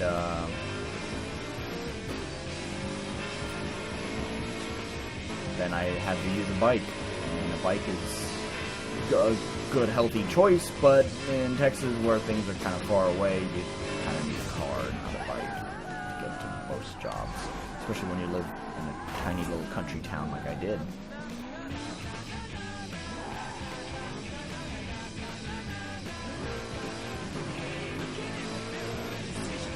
I don't think that's really the reason. It's not a major adjustment to have to make. It's not uncommon for Japan to not offer certain things like that. For example, they offer most of their allies, most of their allied countries, a working holiday visa, which is a very easy working visa to get for a 1-year period. That basically you don't need anything to get it. However, America does not get this from Japan because, just like I said earlier, because America themselves don't offer this visa to don't offer this visa to Japanese. Yeah, I know what you mean. I'm not gonna make that jump.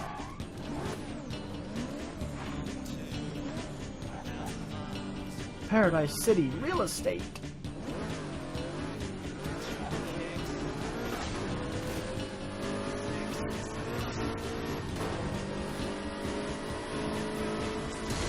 Oh, there's a good handful of.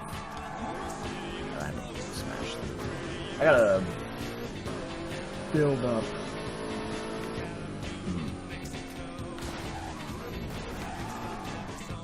That was some weird physics going on there. Okay. Need to build up some. There. Yeah, that. Where's that garage that I just came out of? Is it over here? Okay, so the camera is kind of sensitive. Yeah.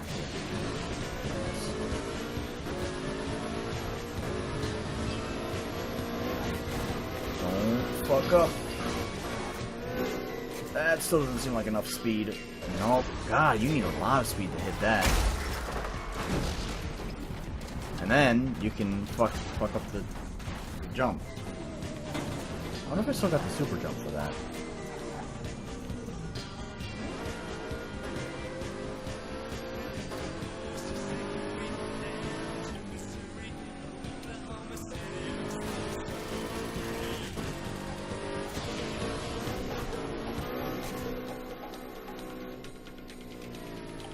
No, not really. A lot of Japanese people, they do actually own a car, but they typically only use it as their, like, weekend vacation vehicle, because sometimes it's cheaper and maybe slightly more pleasant to take a car on a road trip than taking the train.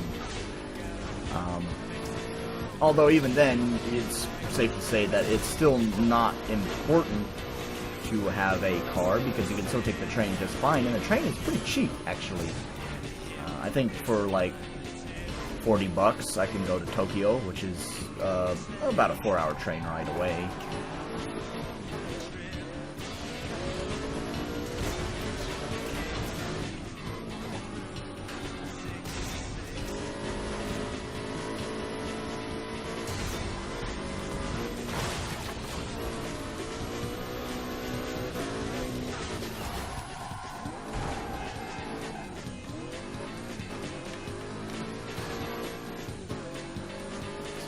Most people just take the train.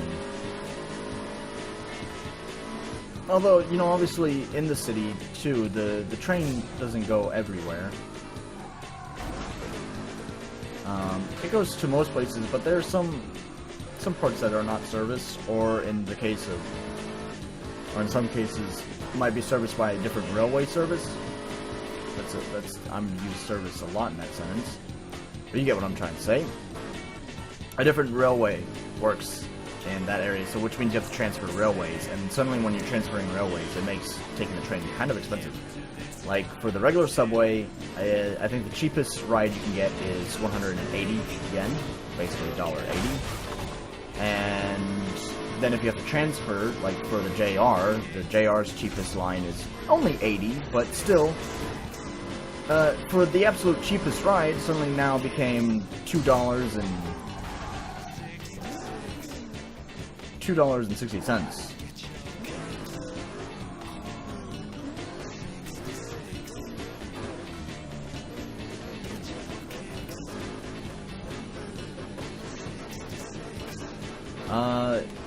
Yes, I have one person I would consider my friend.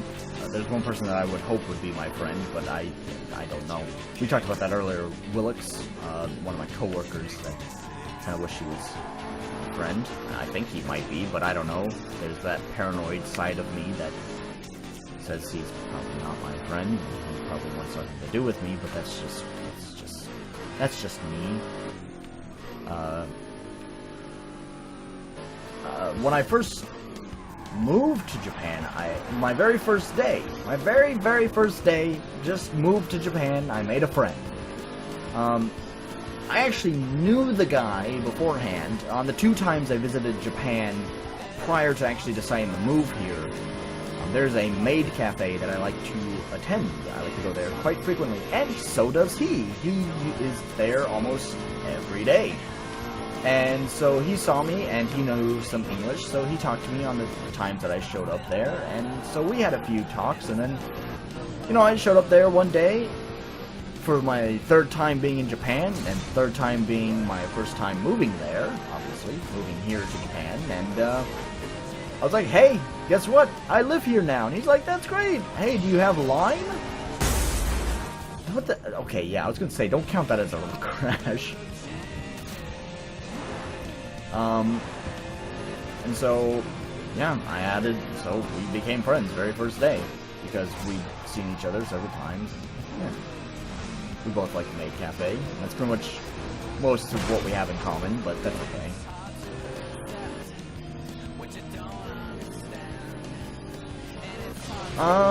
Depends on where you go. Tokyo is definitely if you've heard anything about it being one of the most expensive cities, it definitely is. Although, I think it is no longer considered the absolute most expensive. I think there's, like, Dubai or something is now, like, considered the most expensive city to live in. It's still in, like, the top 5 most expensive cities to live in the world. However, just south of Tokyo is Osaka, and Osaka is cheap, actually. Pretty cheap. Okay, I wouldn't say cheap, but it's moderate, actually. That's probably a better way to put it. Moderate. Inside the city, you will see some pretty expensive rent costs for pretty small places, although small places is common anyways. But in the subdivisions outside of Osaka, or even the smaller cities outside of Osaka, you can find some really cheap rent. I know most of the teachers actually, since most of the other teachers actually have a family too, they live outside of Osaka, and they pay, I don't know exactly what they pay, but I know it's not a lot for a pretty large place. Of course, then there's the matter of, okay, well, alright. Of course, there's the matter of commute time at that point, too, though. You know, obviously, the further you live out, the longer you're going to be riding the train. So, personally, I'm not a fan of the long commutes. Not that there's anything necessarily wrong with the train, but I just don't really like long commute times, because that could be time spent doing something else, right?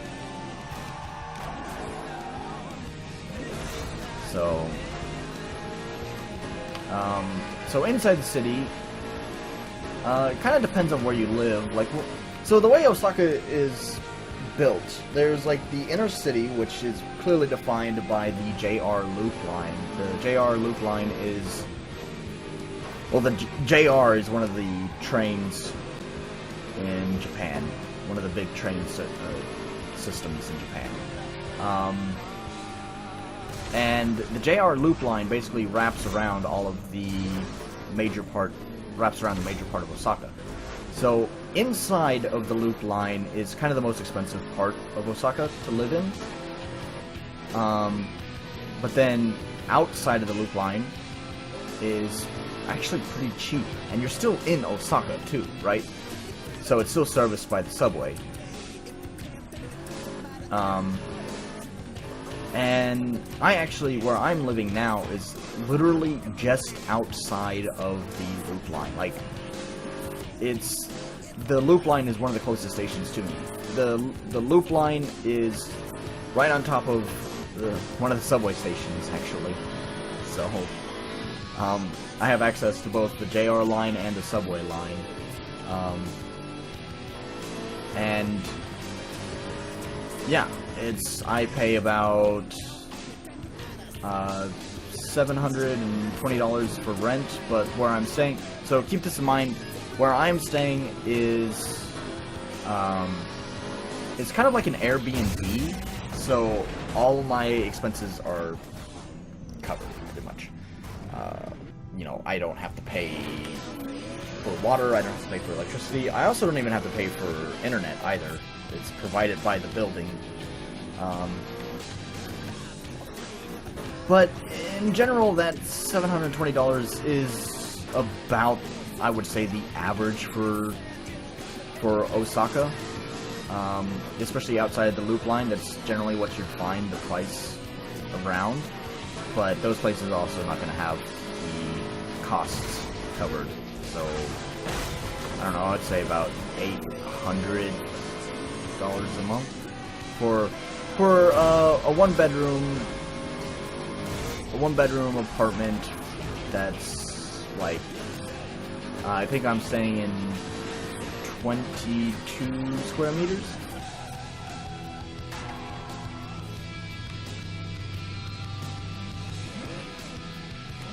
I didn't really know what to expect. I felt kind of shy, you know, because I didn't really know what to expect. You know, you kind of have that nervous laugh kind of thing that goes on, right? That's kind of how I felt, like just having that nervous laugh, like, what am I doing with my life? It's kind of what I felt when I first went to the Maid Cafe. But they're very welcoming and very warm. In general, all of Japan is like that, very just welcoming and warm, for the most part. As I've said, there's always a few weeds in the garden, but overall, a rather pleasant country. Where is it? Because I kept getting turned around, I forgot where this jump is. Is that the jump? That's not lining myself up at all with that jump. Oh, that's bad.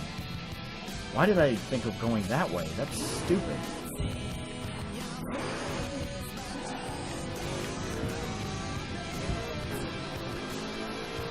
A month, obviously.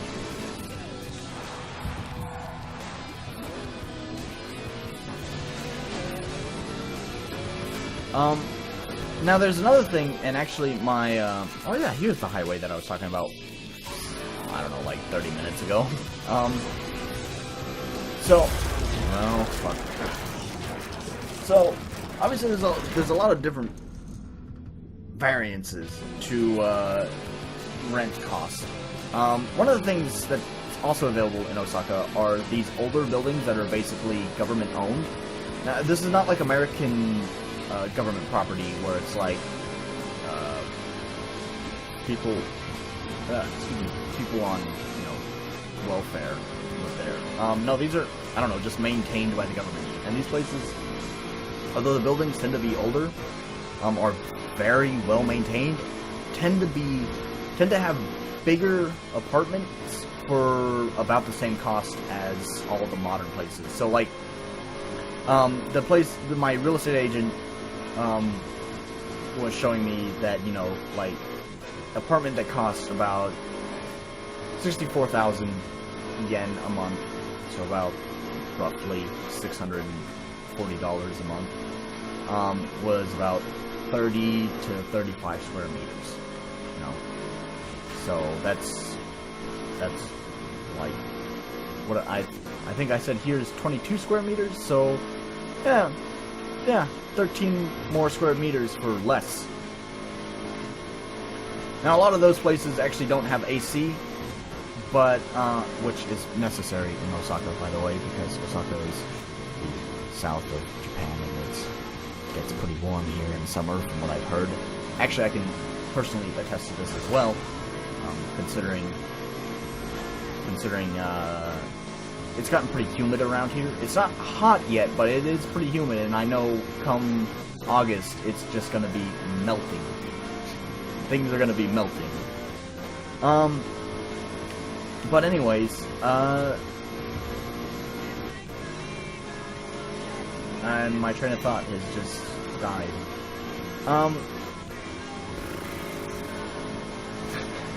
Where did it go?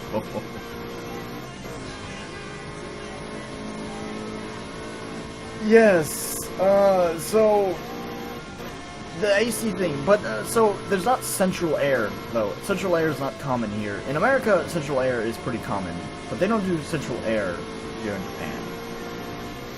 In the Philippines, it's probably the same as well. They probably don't do central air as well. So, Mr. Willits, you probably know what the air conditioners look like there, and it's pretty much like that in Japan. So, from what I understand, they're pretty cheap to install, like maybe $400 to get one installed. And unlike in most of America, it's okay to... I don't want to exit the highway. This is a very Chinese maneuver right here. See, the Chinese will change their mind about exiting and just throw their car in reverse and just correct their path. We don't do that.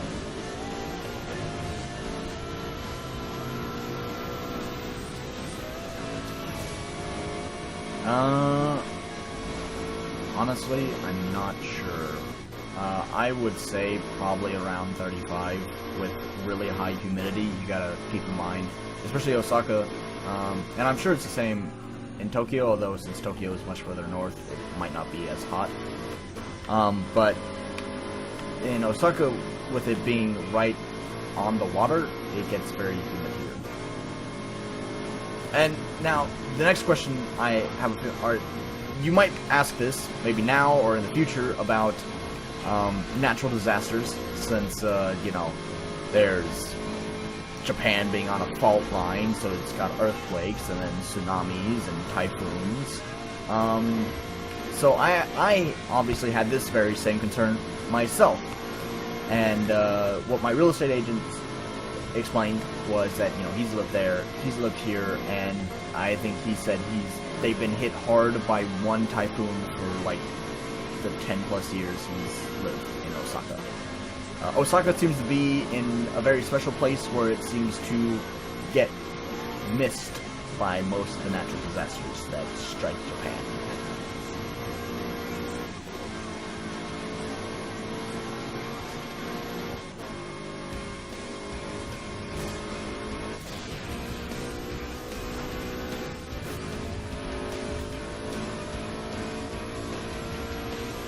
See, at this point, I'm kind of just spacing out in the conversation.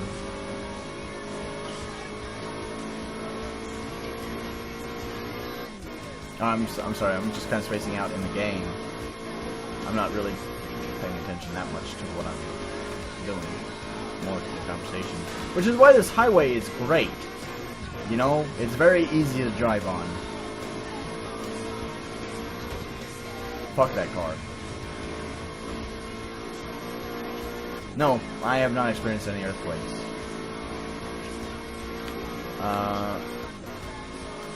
I wouldn't doubt that I might still feel some very minor tremors, but I don't think there would be anything that's like knocking buildings to the ground or anything like that.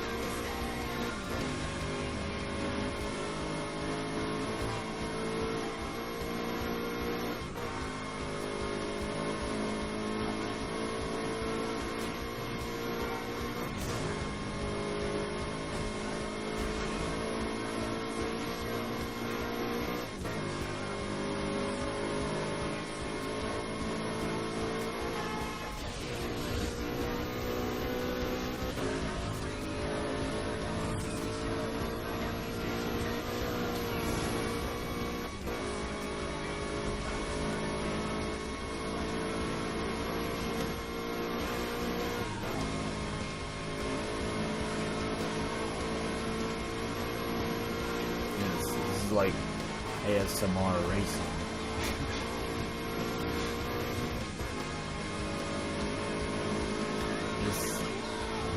let your mind wander through as you watch the road race by.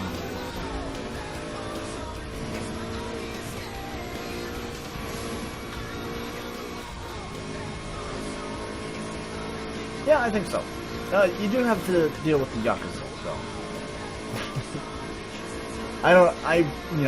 Not like I have personal experience with this, but I hear that Osaka tends to be Yakuza territory.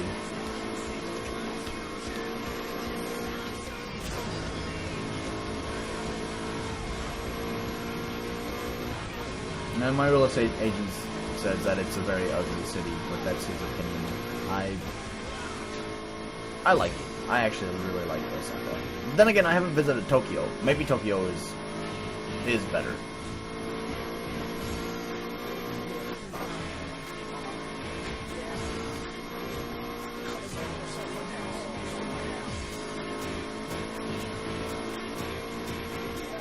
And also, you know.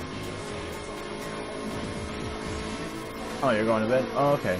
Good night. Morning. I think, probably end the stream as well, because I gotta get up tomorrow morning. Let me find one nice spot to just blow my car up with. Let's see. I can't actually blow up the car, but have a sweet wreck. There we go. It's not quite how I wanted the wreck, but that still turned quite beautiful. What? What? Oh.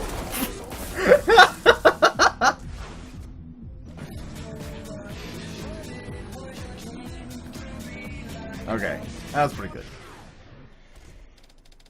Oh. Oh no. No, no, no.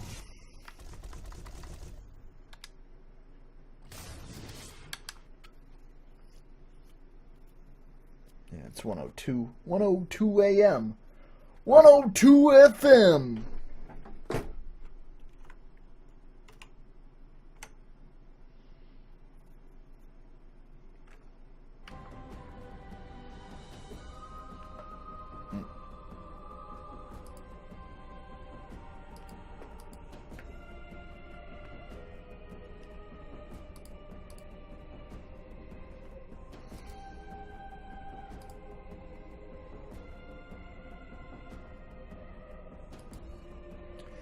So anyways,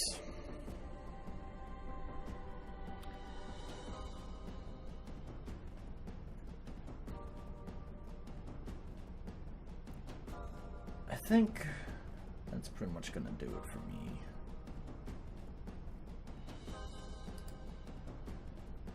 I managed to, wow, almost stream 4 hours. So, yeah, it's pretty impressive. Oh.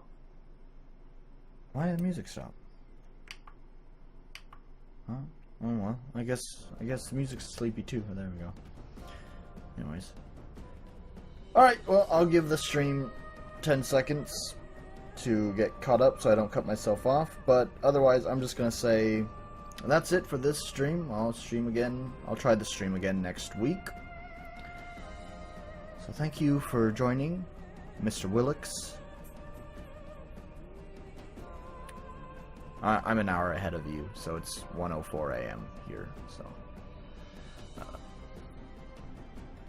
Anyways, thank you for joining, and I'll see you next time.